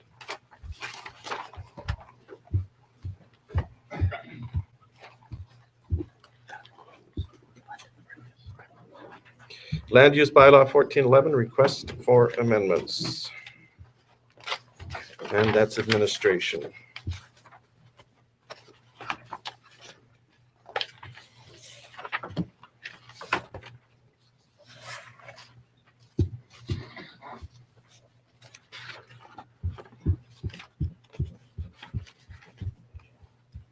Your worship, I'm not sure if it's already in our land use bylaw or not. We'd have to It look it is, up. it is, Pardon me? it is, isn't it? We thought it was, but Not the landscaping one, but You mean the distance? The distance, No. the distance ain't in there. No. This is Neither of them changed. was in there. Yeah. I know the He's- landscaping one isn't, The but I thought, distance is different, I think. is it? Your worship, I requested those two items be brought forth. The first one in regards to, and I guess we'll just deal with one at a time. Please. If we could deal with the medical marijuana security clearance and the motion to increase the distance. Of course, I can't find the stupid thing. Page Anyway. 67. Page 67, thanks. Just quite simply, this deals with the type of facility that we're dealing with in a medical marijuana security building. The security is actually, the highlight of the building, and it's quite intense. It requires to have a facility that's designed to prevent unauthorized access. It must be monitored. It must be monitoring of the site's perimeters of all times by visual recording devices to detect any unauthorized access attempts. It must secure the facility's perimeter with an intrusion detection system with full-time monitoring by trained personnel. There must be limited access to areas where marijuana is present within a site to authorized personnel and visually monitoring those areas at all times. And it must be safeguarding areas which hold marijuana with an intrusion detection solution with monitoring by trained personnel. So those are some of the security requirements that are needed for a building of this type. And it's just my impression that when it's set in a residential area, which nothing right now can stop that, but I would like a comfortable distance around the residence, and I don't think 150 meters is enough. I'd like to move that to 300 meters, Your Worship, and I so move that the minimum distance that an MMPF should be from a residential parcel should be 300 meters rather than 150 meters. And that deals with section 3.25.3.d of the land use bylaw 14-11. Thank you. We have a motion on the floor. Any discussion? Councillor Walz? Your Worship, thankfully our Director of Planning and Development walked in. I have a question for him, if I may. Good evening, sir. Can you comment on this licensed medical marijuana production facility and it being within a residential area? The bylaw has already been amended. That was one of those items that was tracked. It's already 300 meters. That's what council adopted. It's just that you were probably working on the draft bylaw rather than the one we did. Right. So it's in place. Well, thank you. I'll withdraw my motion. Thank you. Is the second one done as well? No. And with permission, I think that one's a little more complicated. In the short time I've been with the town, it strikes me that we need a more, I hate to use the word comprehensive because I think that's a bit presumptuous. We're never going to get this right the first time, but I think we need a broader, more encompassing strategy of dealing with stormwater in the town. And, I noticed that it talks about new subdivisions.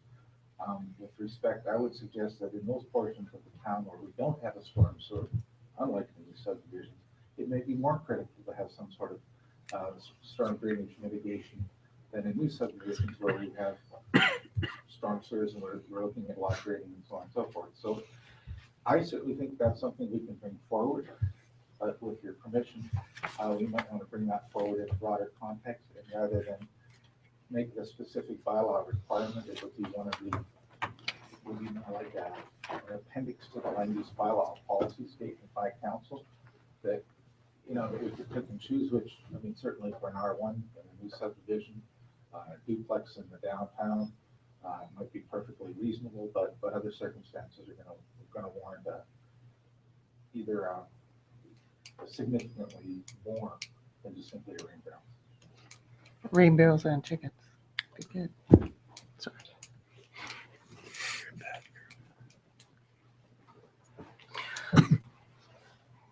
So I think I'm following you here. Are you, is you're concerned about having residences complying with this that are not single dwelling? Is that the issue? Partially. I think we can do this. There may be some pushback. I can't predict that at this time. We might want to extend that to semi-detached dwellings and side-by-side duplexes. But I think the issue with storm drainage goes up proportionately with the amount of hard surfacing you have on a lot. Right. And where I live in the downtown, there's a gravel lane and everything ends up in that lane. A rain barrel there might, maybe several rain barrels would mitigate not just the volume, but the velocity hitting that lane at one time. So I think that you know, there's other issues involved here. And, I mean, one solution is if you want to get rid of the water quicker, you pave the lanes with a V-shaped cross section. And I don't necessarily want to get into that, but there may be, I think this is a piece of a bigger issue. And I appreciate that, and this is not meant to be demeaning or insulting, but this was something that I've actually raised over a year ago, and have seen. I was hoping to see it in the new bylaw. It's not. I'm kind of intent on bringing this in, and it can certainly be amended in the past. But I think I'm going to continue on with my motion, and I'm going to limit it to single dwelling and side-by-side duplexes, unless you have another category that you think should be included. And I know I'm putting you on the spot, and I apologize for I that. would recommend duplexes and detached dwellings and single detached dwellings. Sorry, say that again. Duplexes? Duplexes, which are up-down, Yes. semi-detached dwellings, which are side-by-side duplexes, and single detached dwellings. That would cover the basic low density. Okay. Thank you very much. Appreciate that. Go ahead, Councillor Wells. Hi, Your Worship, to our director, before he runs away, maybe just a general comment, maybe. I think given the new information and our director's experience, I think I'd like some more information before I'm prepared to vote on this, Council Sobel. I'm not going to be very honest. I think I'd like to hear, because I agree with our director. There's obviously a bigger issue here with our storm management, and I think that the weighing braille would assist, but I'd like some more information on that before I'm prepared to vote. Thank you. Thank you. So I'm sorry. Oh, go ahead. Maybe I'll make a motion first, and then we can discuss this, Your Worship. Before you make the motion, may I ask a question? Sure. You talk about all residences in new subdivisions. Have you considered new residences in established area? You know, I'm trying to get something started here, and I think Okay, this fine. is a good way to start. I can live with that. I think if this is successful, then I think this is going to carry on with other residences. I'd like to see this. I'd prefer to see this as a voluntary thing, but I think if we're going to mandate it, the best place to mandate it is in a subdivision area. Okay. And with our subdivisions coming on stream, and that's why, I'll explain very easily, that's why I want to get this going already, because we have subdivisions coming on, and I want this in place before that happens. I'd like to see this policy in place. It's not a very expensive policy. It's one that I think would help. So, Okay, make your motion. prior to making my motion, I would say that just briefly that, and I guess not briefly, the internet is filled with reports and studies that pertain to the value found in utilizing rain barrels. One such report involved a pilot project conducted by the Insurance Bureau of Canada. The Wingham Rain Barrel Study in North Huron, Ontario took place from 2009 to 2011. It involved the distribution, but not the installation, of rain barrels to all 1,000 households in the community. It also resulted in only 58% of them being installed. In spite of the disappointing numbers of households willing to take part in this project, the results were still substantial. The installation of 458 rain barrels had a positive impact on stormwater management for an unexpected reason. In the process of installing those barrels, 70% of the community's downspouts were disconnected from the sewer system, which meant less rainwater flowing into that system. As a result, there was a 5% reduction in the ratio of rainwater to volume of water pumped at the sewer treatment plant between 2009 and 2010. There are many benefits to using rain barrels to collect rainwater. Rain barrels save homeowners money on their water bills. Garden and lawn irrigation accounts for 30 to 40% of residential water use during the summer. By using rain barrels, homeowners can save 1,300 gallons of water during the growing season. For our specific community, this also results in a reduced sewage cost, as those charges are directly related to potable water usage.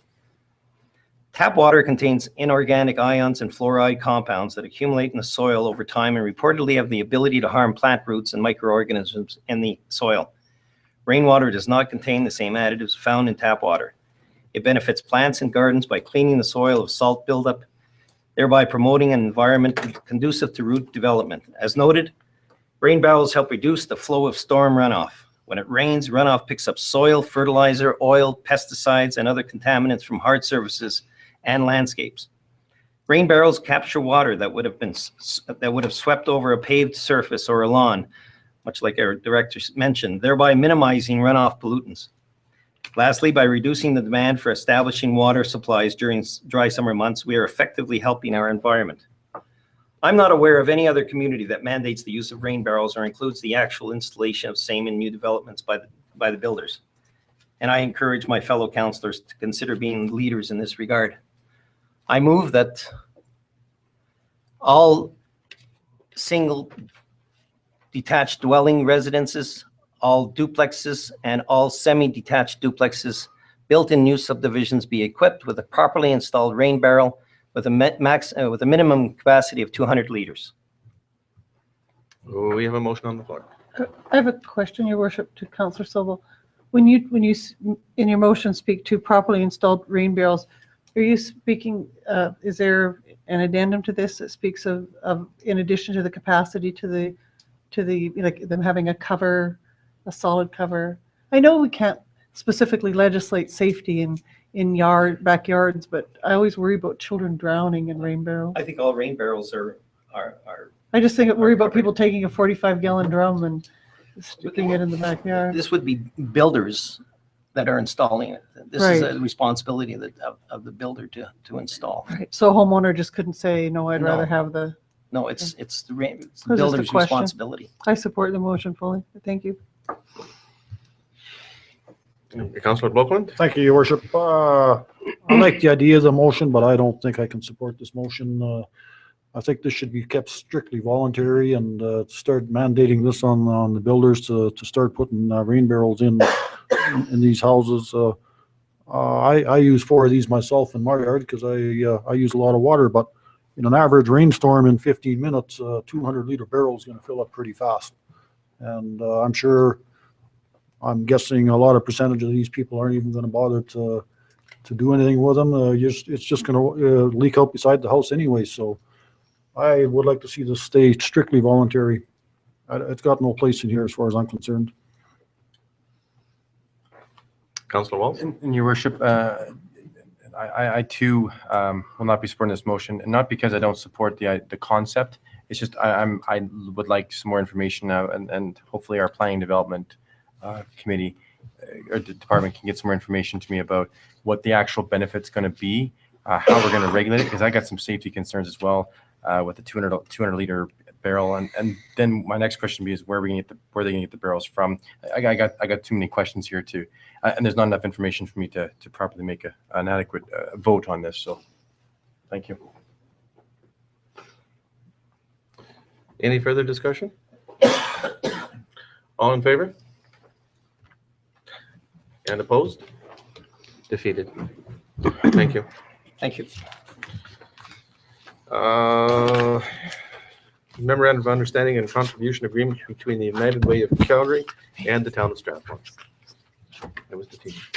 Or, pardon me, carried. I'm sorry, carried. I'm sorry. Yeah, oh no, it's me.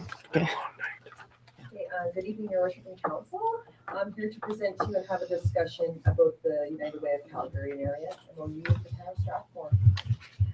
The current MOU expires December 31st, 2014, so they've asked that we look at the next one, which is for 2015, 16, and 17, with a lump sum of money of $44,290 distributed every May. Along with that is an additional $5,000 per year for administration costs and $15,000 for a needs assessment. Worship, I move the council approve and sign the MOU and contribution agreement with the Calgary United Way and area. We have a motion on the floor. Any discussion? Councillor Sobel? Can you, good evening, Catherine. Can you tell me a little bit more about the needs assessment? Well, I know there was one conducted a couple of years ago. It was just getting finished when I was hired. Right. But they want one since Strathmore is changing so much so often. They'll have to have it done every 2 years, is my understanding. So as long as we have it conducted before the end of the agreement of 2017, they're fine with that. once we start it, it has to be completed within 6 months, she told me. Is it our intention to start this in the year 2017? Well, Or my do we have intention would be to start control over sooner it? than that. I guess my point is, can we get it as close to the end as possible? Sure, it's up to That's us a when good we do it. idea. It's totally in That's a our good idea to control. wait. We just have to have it done before the end of 2017. Yeah, I'm just, I guess, and we ran into this once before, where Yes. you question the need and the requirement of spending $15,000 on a need assessment that really doesn't tell you anything. It just, I just, Yeah, I was made aware it of boggles that my mind. conversation. And that is a requirement. Yes.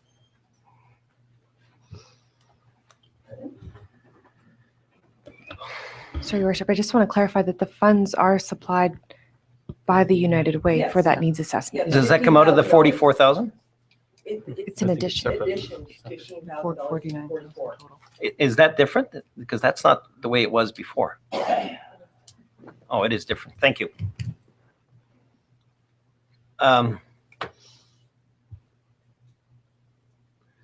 Thank you.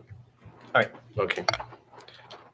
We have a motion on the floor, a recommendation on the floor. May I have a motion, please? I moved. Oh, did you? He moved it, yeah. All righty, we have a motion. Yes, and I asked for questions too. So all in favor? And carried. Thank you. Thanks. very much. I'm going to give this up in about a few seconds. You're doing good. You're getting No, through no, it. no, You're no. getting through it. All righty, we have, if we would be so kind, as to have the Sacred Heart Parish come forward. Your worship, I Yes. would respectfully declare a non-pecuniary conflict of interest. Okay, thank you. Your Worship, Please show Councillor Peterson. Your Worship, as will I.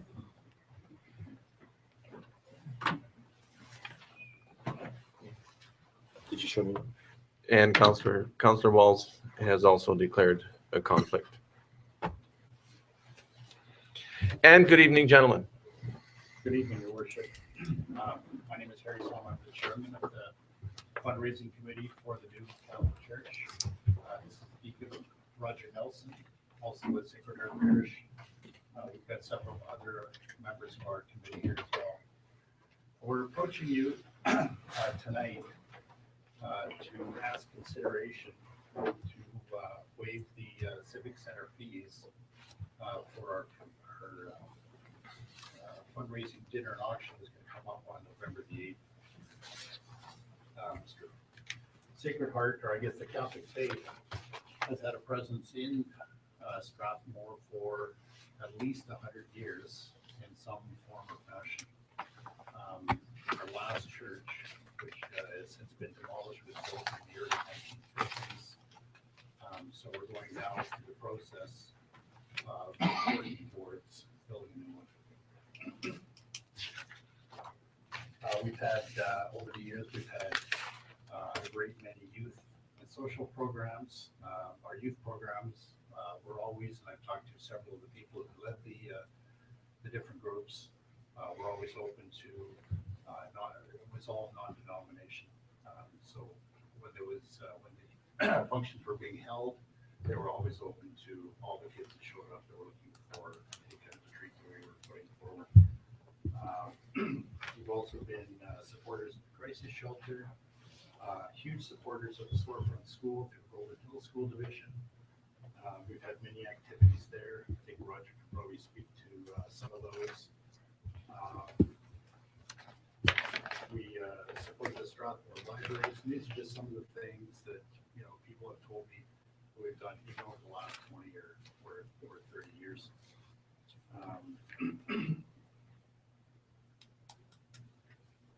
Youth choir, and I know you've all got this letter. The youth choir has been very active in and around the community, not just within our parish as well. Presently, we're using Holy Cross Collegiate, for our Sunday and weekday mass services. Bishop Henry has given us direction that our planning is to be done for a facility that will host between at least 500 people, maybe up to 750 people. And that'll be determined later on as we move towards working with architects, coming up with costing and what our capability with fundraising actually turns out to be. So the biggest thing I guess tonight is, we're asking you to consider waiving the fees. That would be an additional support, to our cause to start things off. Approached a sizable number of businesses from the community to contribute to the auction component as well. Many of them, actually probably the greatest majority have been non-Catholic related businesses or people who are non-Catholic, who are operating their own businesses. And the greatest majority, when we've approached them, have been extremely favorable and almost thankful that we came to them to ask to be part of our program. Questions? Go ahead. Thank you, Your Worship. Through the chair, sorry not to either of you, but through the chair to admin, could you tell me what the dollar figure would be for waiving the fees for the rental of the Civic Center? We send our fees by law. Yeah, I just, Okay, you just by the want, time I flip through and find it, unless you don't have it in front of I you. might be able to give you a little bit of guidance there. Well, that'd be nice. Our daughter got married over the summer. I think our costs for the weekend for use of the facility was around $2,000. So, and I know that we had the facility for a full 48 hours. This would be just for a 1 day period, so I know it would be less than that. And I think it's nonprofit as well. I guess that it should probably be like at the very most $1,500. And just so I know, is this for the whole hall or 2/3 or It's the whole hall? And then the use of the commercial kitchen, the supermarket that's attached to that, the rental of the cutlery and the cups and the glasses and everything associated with it. Your Worship, sorry. The request being made would fall under nonprofit request. So 242. the rental for the whole hall for a nonprofit is $220 a Okay, day. yeah, I see that. Thanks.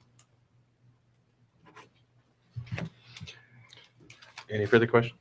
Well, just a quick comment. This is a good cause to raise money for a new church, which will benefit our town, obviously. So I don't have an issue with this. And Your Worship, if I could add, I'm totally in favor of this as well. I know the Catholic parish is one of the groups in town that does a great deal of work, and they're one of the groups that make this town such a good place. So I'm totally in favor of this, and I'm prepared to make a motion. Please make a motion. I would move that council waive the fees for the rental of the Civic Center for the Sacred Heart Parish's fundraising dinner on November 8th, 2014. Now we can enter debate. Does that include the kitchen as well? I believe that's what, That's what you were asking for, was it not? Yeah. yeah, I believe he said Including that. the, including. Do you want the me to mention that in my use of motion? the kitchen and We're asking for all the fees to be waived. Okay. Okay, do you want me to change the wording then? Or are you going to make that change, Jen? Do you need me to change the? And perhaps just for the record, we should probably get a revised number, if you could, Jen. So, Your Worship, I would move that council waive the entire fees for the rental of the Civic Center for the Sacred Heart Parish's fundraising dinner on November 8th, 2014. any further discussion? Councillor Blokeland? Yes, thank you. Again, my question goes towards administration. As soon as they find that. And by the way, my kids come down, when they do come down to visit on weekends, they attend the mass on Sunday mornings there at the school. You don't? Me? I'm watching. Go ahead. Go ahead. Okay. Sorry, the additional charge for the kitchen is $385. So, Thank you. Anything I was asking administration. Go ahead. Yes, thank you, Your Worship. The annual budget amount for, council set the amount for $7,000 for the year. Is that to December 31st? that is correct, yes. So there's this number that shows a balance of 4,500, that's. That's from now- available, that's available funds. From now until December 3rd. Thank you. And the amount of money for the rental and the other equipment that they're going to use will come out of the 4,500. So that'll be reduced by the full amount, not just the civic center.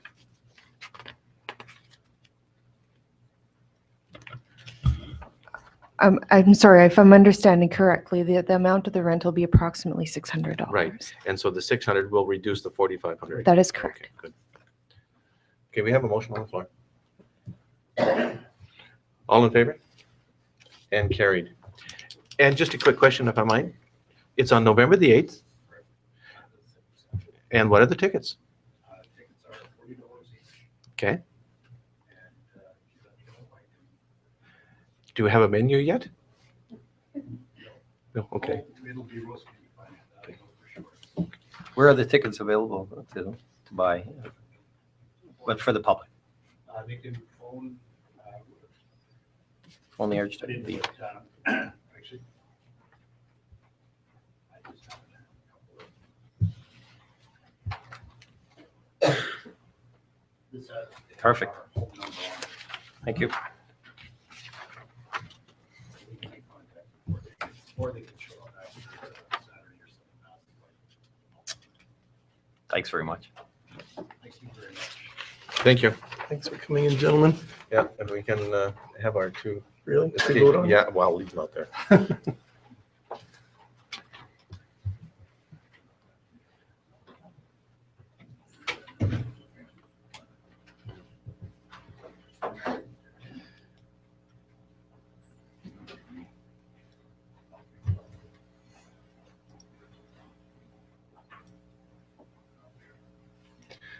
I'm just waiting for a return of our.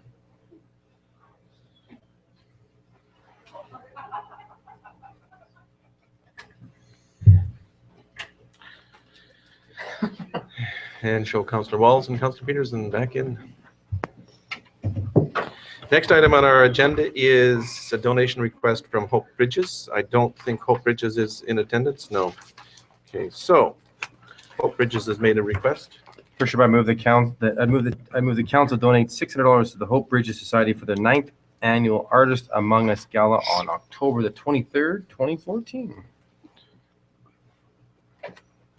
The motion is on the floor. Is there any discussion? Just a question, Your Worship, maybe to Dr. Stanford, he can provide some comment. What did we donate last year? No request. No request last year? I don't remember I don't think anything. they request.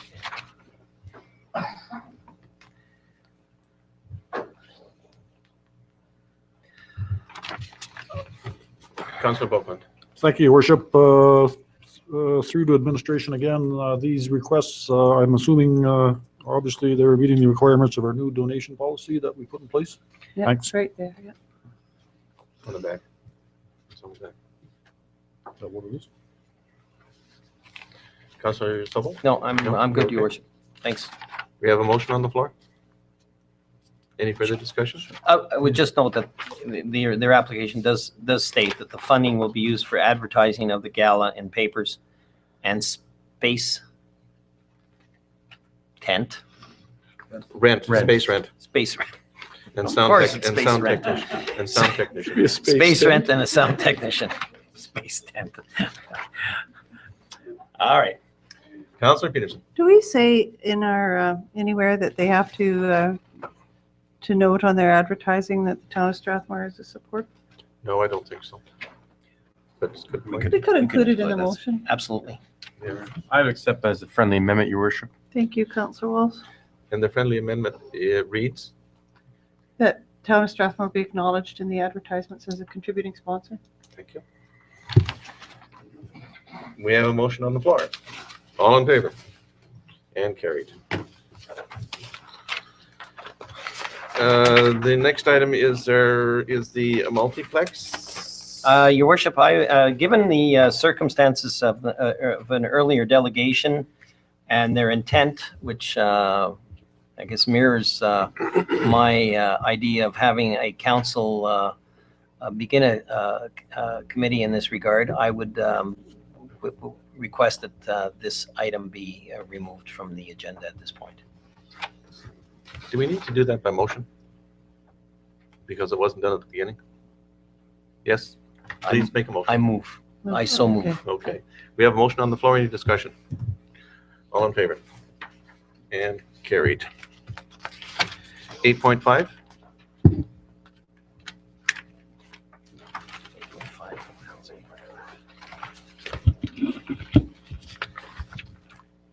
This afternoon, we received an email from Councillor John Rempel that he was resigning from council effective the end of the month.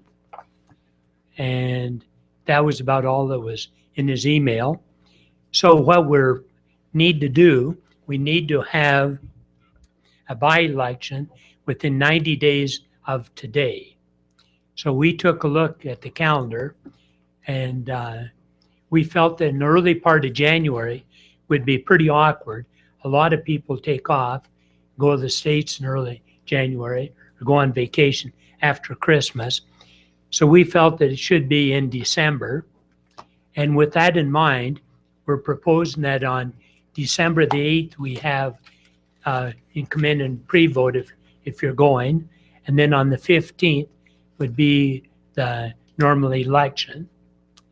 And that's what we have and are recommending to council.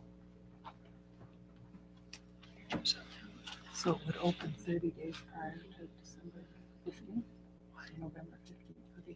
Oh, no. Okay.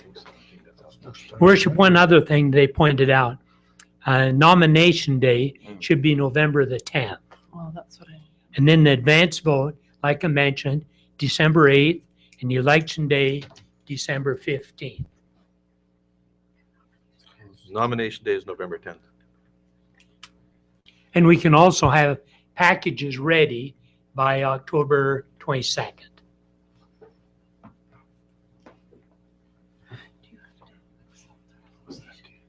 Yes. Councilor Wilson? Thank you, Your Worship. My question goes to the CAO. Is it mandatory to have a by-election? Yes, it is. For example, if it was a few months before the election, the main election, you wouldn't have to. But when it's this far, you know, it's 3 years yet on this council, so you have to have a by-election. High River went over 2 years without one. The Municipal Government Act, do you want to read what the Municipal Government Act says? It specifies what the rules are. It really does. How come High River? I can't speak for High River. They may have got special permission because of their situation.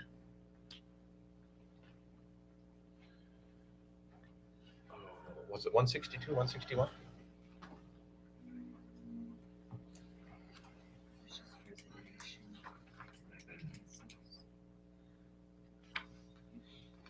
There it is.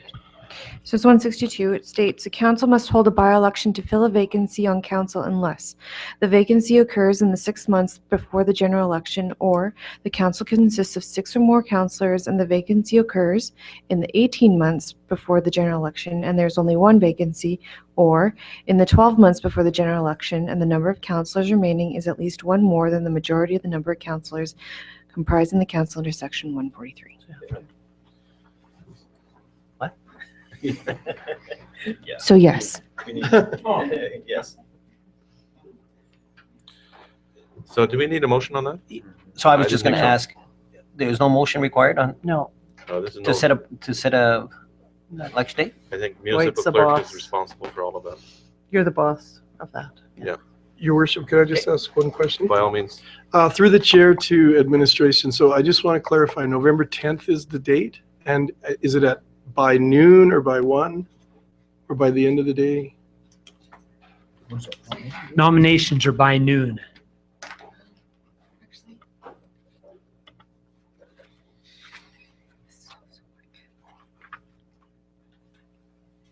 I'm going to have to clarify, I'm sorry, the time for nominations to be received, but it will be November 10th. I think Yeah. it's from 10. You will open at 10 and close by noon, I believe is the. think it's. That is the time on the regular elections. Like 3 years from now, it's on from 10 to 12. That's right.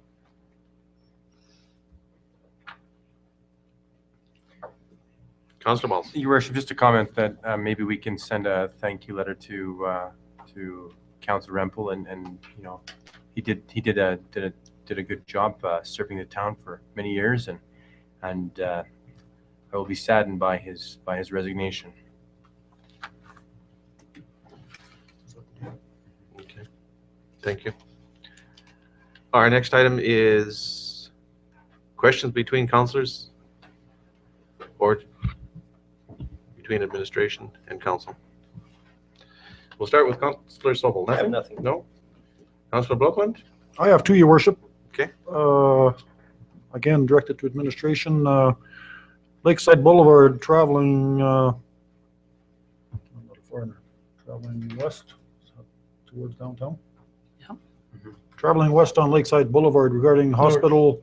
North Rocky, North? Councillor Rocky. I think it's north going to downtown. Okay, towards the King Eddie Hotel, whatever direction that is. That'd be north. Depends where you're coming from. Regarding hospital directional signs, there's one up by someplace by the fire station there, and then there isn't one on the end of that street where you got to turn onto Park Lane Place going that way. It's okay for us that live in town, I guess, but if there's a stranger looking for a hospital. We can check on that, and if it needs it, we could put it up. I've noticed that on George Freeman Trail, there's signs out there. And my other question is to administration regarding the Heritage Days box expenses. I had asked for that information previously. Your Worship, do I need to declare a conflict of interest? I'm just asking one question. I don't think you have to. Yeah, there's not going to be any discussion. Nope. Just to be on the safe side, please Yes. excuse yourself. Show Councillor Walls has left Door. the building. Using the door, yeah. Stay close. Doggy door. Escape hatch. We did receive some information on that, and that's good. I also asked for how many years the town of Strathmore has been supporting this booth. I'm waiting for that information. Okay, I didn't know about that part. I can check on that part. Oh, it's been quite a few years. Probably Before. since the grandstand was built.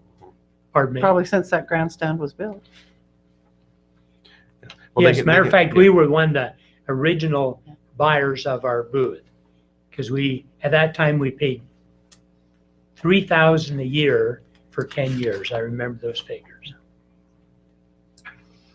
Okay. That's all. And then get back to you on that. Do you We'll want to bring it back let Councillor Walls back in, please? Councillor Walls back in? Okay, I'll go I'll go directly. It's getting bad. I don't know. Okay, Councillor Wong.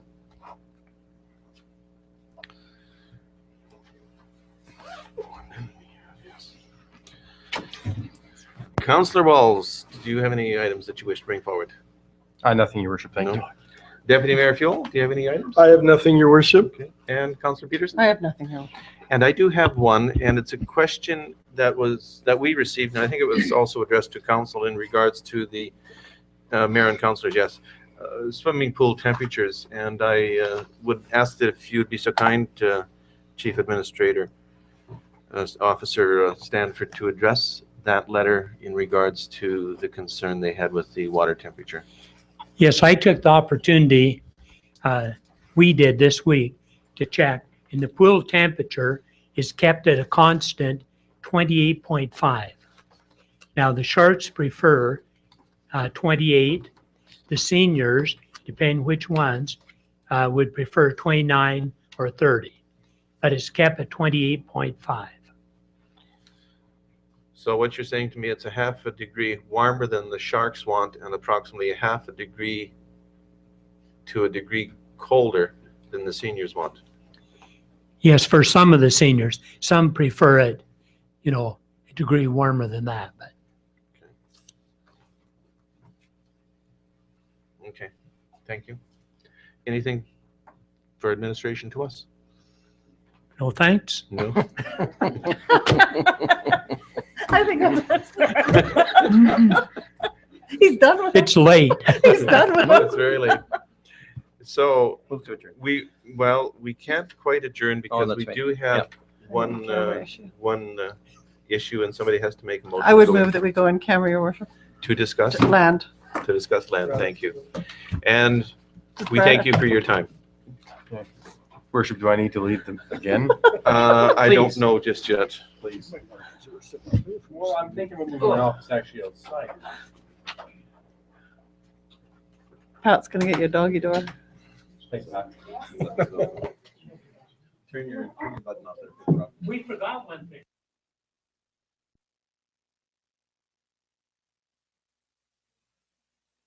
Your worship. Are we still gonna take a 5-minute break? Yeah, let's do that. Let's come out of in camera. We'll take a 5-minute break. And Motion to recess. motion to recess.